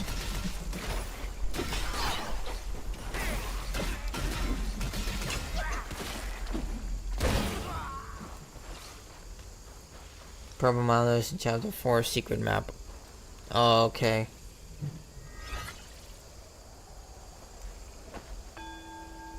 Does this place have a secret area? I don't think so. Again, my mind is now fried. If I don't get enough sleep, my mind gets fried. Like when I start to think about stuff, it becomes harder to remember.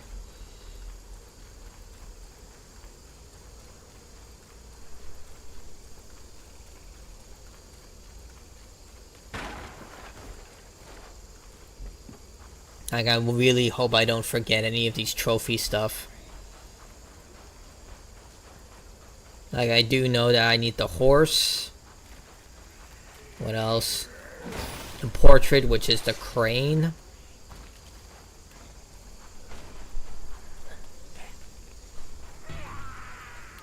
And that should be it.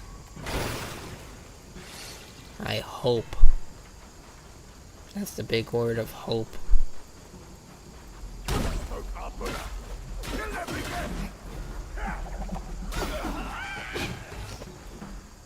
Map you use. Alright, I know what you're talking about. Yeah, when I have to fight that the dragon after the turtle the Turtle Island boss, where he's crying, and like that boss was surprisingly difficult despite being an old man dragon. Literally, he's crying and just like, and then he just stops attacking you, and then later he becomes your ally, where he's like, hey, I will literally cultivate your seeds. And then you have to find out that, hey, if you want... Like, I didn't get him until around chapter 5, where I was remembered, like, oh yeah, I have to go to the dog thing.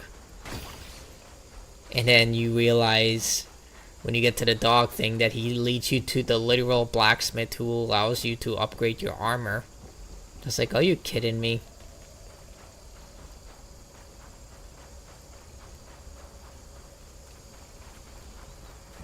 The horse deity quest? Yeah, I know I have to get him from the temple, and I made a mental note to the cocoon thing, because I was doing this entire mission until I fucking missed the cocoon thing, because I didn't know.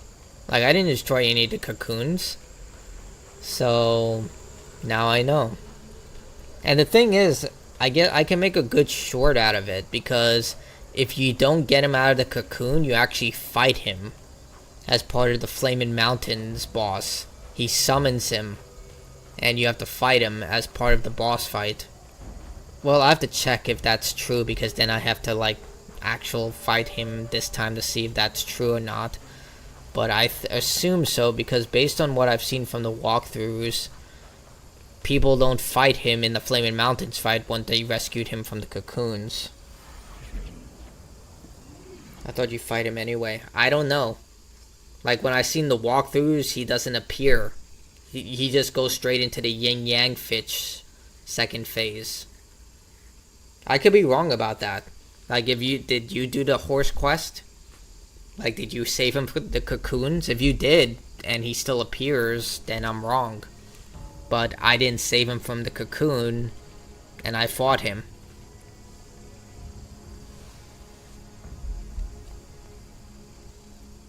Like, again, I've seen the walkthroughs, and the walkthroughs show that no one fought him when they rescued him from the cocoon.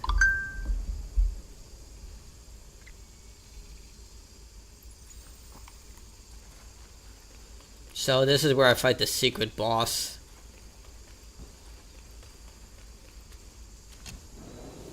I did, and I pulled his whip, and you still fought him? Huh, that's weird.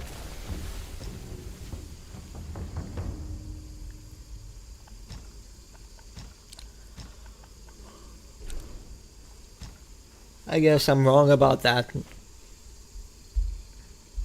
Never mind, that would have been a really good detail. Too bad they didn't do it. That would have been cool. Like, if you didn't save him from the cocoon, then the Flaming Mountain boss uses him, but if you did, he doesn't. I don't know, I thought that would have been a cool detail. Like when you fight the Stone Vanguard, when you get all the Buddha eyes, you can summon that boss and they end up killing it. Well, he kills the Stone Vanguard, but it's just like, that was a really cool detail in my opinion.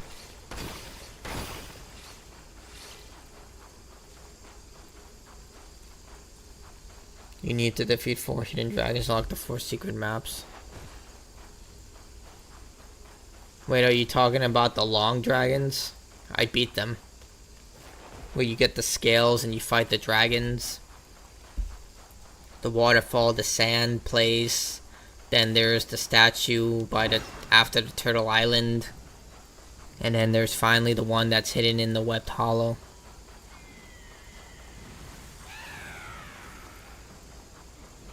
Dude, those dragon fights were pretty epic. I like the battlefield. Like, the battlefield for the dragons were freaking insane. Well, the first two. The other two were basically generic. Like, the third one was like literally just the edge of an island. But the first two dragons, they had their own unique battlefield, which I thought was pretty cool.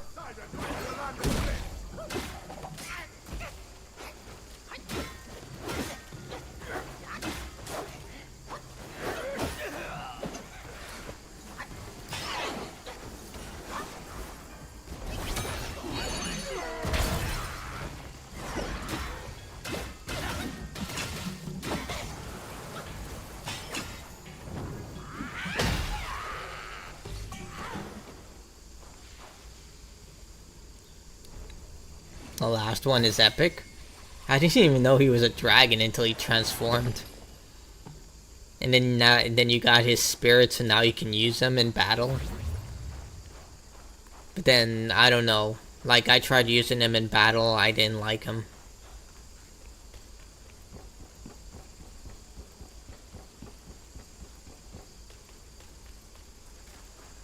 Like, I still like to use the stone monkey.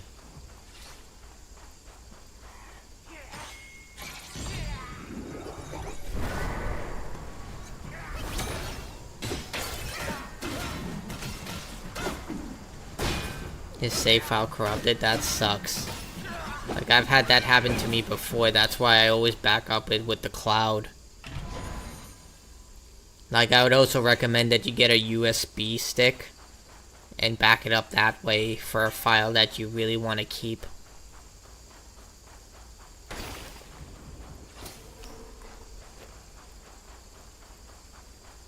Like, when I was younger, God, I hate saying that, but when I was younger, we used to have memory cards. I think that the Xbox 360 era was the last era that they actually still kept memory cards around. Like, I still have my Xbox 360 memory card.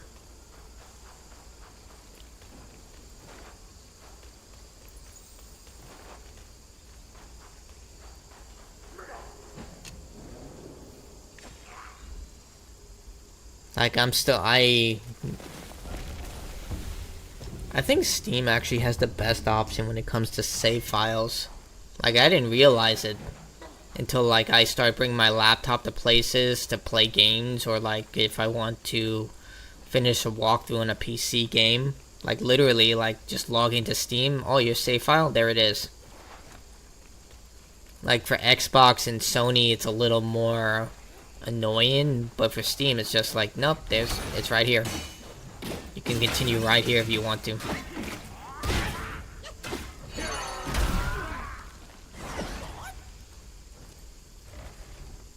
You're doing the treasure hunter quest? I haven't triggered that yet. The treasure hunter quest you get after you fight the, I can't remember her name, the star boss on Turtle Island. She's like one of the more difficult bosses. So technically I get that then.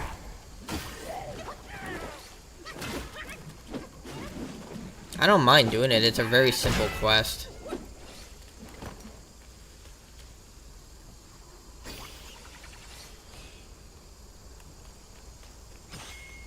I wonder if it plays out different because if I don't save the Buddha kid. Well, he's not a kid, but the Buddha, he plays within the story. Actually, now I'm interested. If he plays the same, if it's the same thing, because it's not until the end of this chapter that you find out that the Buddha is not actually him, it's actually someone named Yellowbrow who's been disguising himself as him. Say Buddha. No, it's not like the actual Buddha, but a Buddha, someone who achieved enlightenment, basically. Or something different, I don't know. Like, the way they use the word Buddha is very different. Well, harsh winds and an old friend.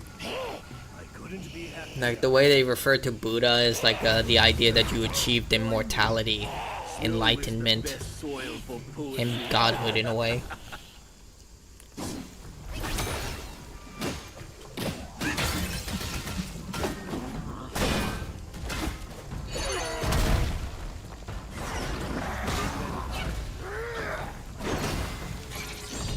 I forgot to ask you, is there grinding for rebirth?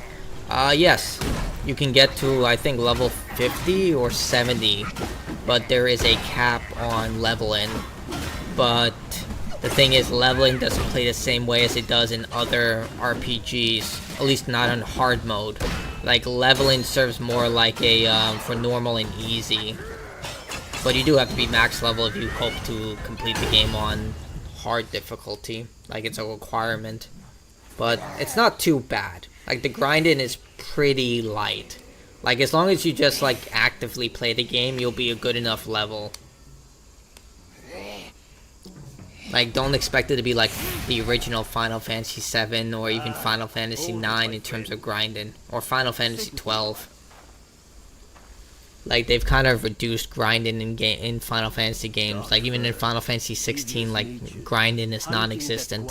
Like, you literally reach these max levels by just playing the game.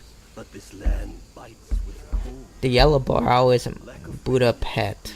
Oh, okay. Like you see, you gotta use these terms with me. And so is my role to teach you this little trick. I like this guy. He's just like calm. Like usually in Souls-like games, characters who end up being your ally usually end up either betraying you or dying in a horrific way. But so I like in this game that your allies, a lot of them stay your allies. Beast or Yaogwai, none shall dare to draw nigh. The max level is 342, which is Lifeshine of Wukong got Journey to the West. Oh, that's cool. It's a reference.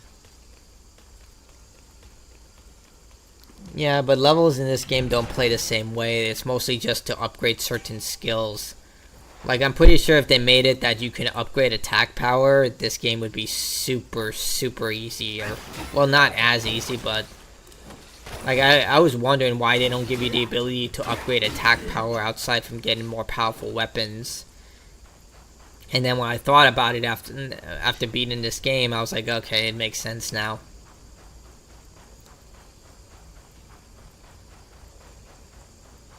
I still wish they had. I have to go soon. My battery's at 24%. I'm about to go soon too because I really have to get some sleep. Like I'm starting to get dizzy.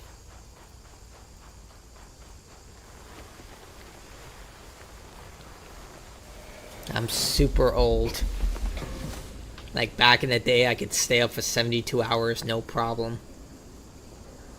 Like that was the thing. I used to play World of Warcraft so much, I can literally stay up for like 2 days, go to school, come back, and nothing. How long were you up? I've been up since 11 a.m. yesterday. And I've been streaming for about 7 hours right now. 8 hours almost.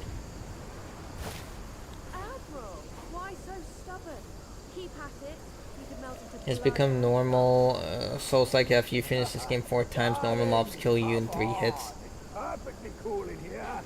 Really? Because based on what I've seen, people actually kill everything in 1 hit.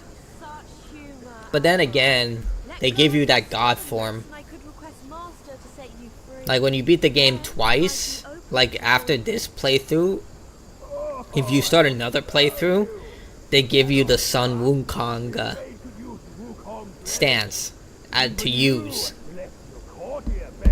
So I feel like it's just like, you know what, here you go. That's the like final unlock for people who want it. Reckon it won't be your master who unlocks these metals eventually. These gold symbols. This boss gave me a lot of trouble though.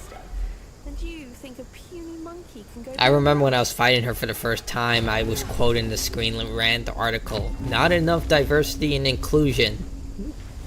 Like, literally one of the toughest bosses in the game. Well, not even her. There's also the mother of spiders, the sister spiders. It's just like... Yeah, Wukong stands last 1 or 3 minutes. Can't remember. Nah, it's like you get to use his stance as a default for just playing the game. But I think you only get Wukong's stance. You only get to use it for 1 battle, and that's against the Stone Monkey. And then for the first part against the Great Sage, then they take it away. I'm like, you guys gave me a Nintendo 64, and then you just took it away, bastards. Master valued your talent. Kangjin Star. He kept you alive beneath the pagoda for your own good. This is probably what Blue looks like in real life. How ungrateful. I mean, she's got blue eyes. You just don't deserve the ecstasy of the new Glowing West. blue eyes. And icy blue skin. I don't remember any of the patterns.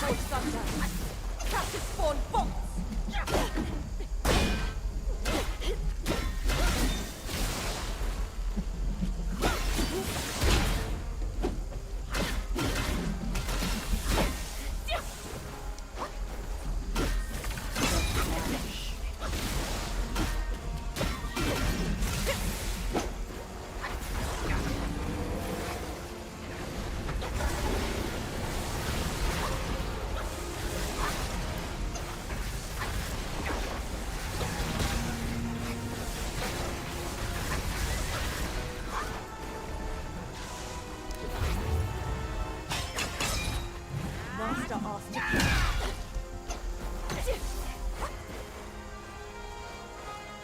as stubborn as a stone, my word was strong.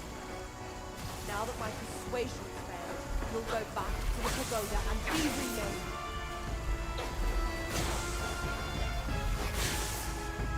Clouds surge and shiver with thunder.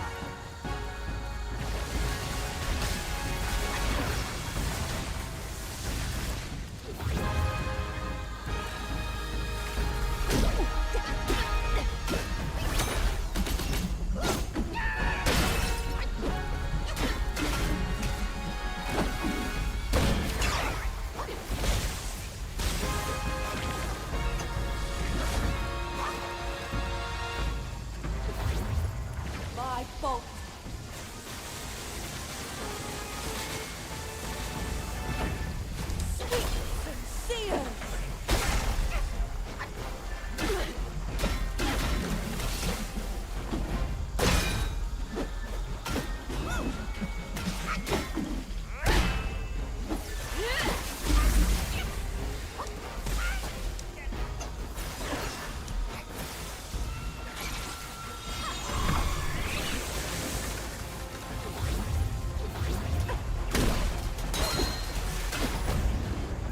beat her on my first try.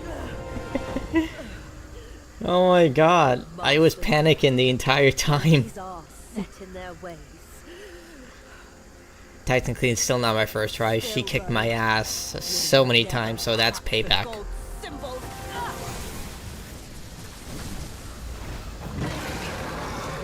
See, this is what I meant about the Destined one getting too cocky. Like, she was just talking. Dude, just hurl your staff at her mouth. Don't let them monologue. Double tap. Wukong is not permanent. There will be an extra length of meter charge for when you charge it up to Wukong stance. Oh, yeah, I know what you're talking about. You have to get the 4 focus points in order to get the full staff abilities. Oh yeah, I remember this. I was complaining about this. I was like, why are you punching the dragon? You have a weapon. It's like, I can't punch this dragon. Dude, use the weapon.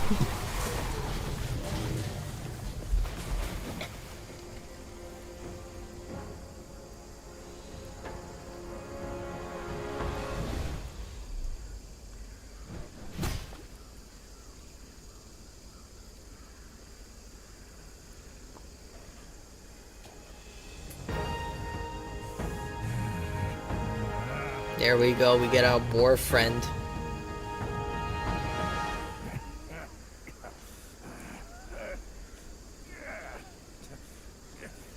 So is that spider girl really his daughter?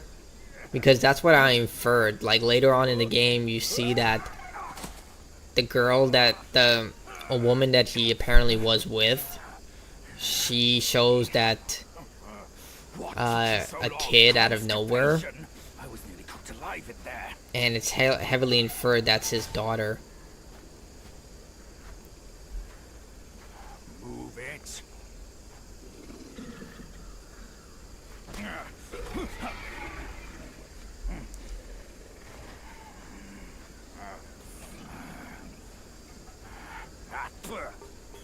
Blasted eyesore. Wasn't even worth my second glance back in the court. That same look again. A furry coat and a pinched face. I believe 6 of them should be the pig's daughter. Great, another mute. Whatever. So I don't, maybe I'm sure there's a reason in Journey to the West, the novel. Why doesn't he want to be with them? Like, the guy sticks by our side for some reason. Like, despite not having the best relationship based on what I've seen with Sun Wukong. Like, apparently he treated him kind of like a joke. I don't get it. Like, I like to have him, he's a good ally, but it just seems a little weird that... I don't know, maybe it's just something I'm not seeing. Like, based on the animated short, it seems that he was really in love with someone. They didn't, like, there was a major falling out between both of them. And then he found this new girl. I don't know. I'm not one to judge. Money consummate at the spring. I mean, she did say that she wanted to eat him. Maybe that's why he ran. That's a pretty good reason to run. Hey, we'll sleep together, but I'm gonna eat you afterwards. Bringing Wukong back is what matters most. Also, I don't get what's the big deal. Why do they need to bring back Wukong? You must have had it rough all these years in this. Like, maybe it's just my brain right now, the way it's right now. But I get why they want to revive him, but what's the end goal? Like, they revive him and then what? Because based on what I've seen and what I read, Wukong obtained part of the Celestial Court, immortality, and Buddhahood.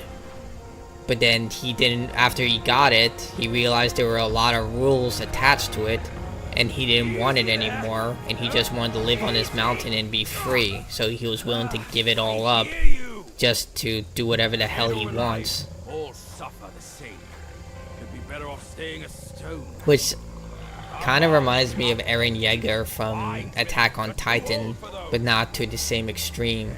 Yes. Like with Eren Yeager, the reason he wanted freedom was just because he wanted excitement in his life. Like there's a spin-off novel where he is like given a normal life, freedom, a normal life, like not freedom, but well, freedom, but he's also safe, and he just begs for something interesting to happen. Then he has a nightmare of the Attack on Titan universe, and he was so excited about everything happening in there that he preferred that world when he woke up. It's pretty fucking insane. So I'm gonna go to bed. Hopefully I'll wake up and we'll finish the platinum. I still don't know why I didn't get the spirit trophy, but we'll see. But for everyone who joined me, thank you so much. Thank you to the channel members, White Devil and Hollywood Guy. Thank you to Twitch Prime members, Kiri and Jessica. It does help a great deal. I'll try and platinum this tomorrow. Well, technically today I'm gonna take, because I don't know how long I'm gonna sleep for. We'll see how my body operates. But always like to see you too, Blue. Thank you to, I can't pronounce your name, I apologize. So I'm just gonna say to Wukong fan number 1, thank you. But yeah, that's gonna be it from me. Wukong got trapped in the gold symbols there, just as I did. He was able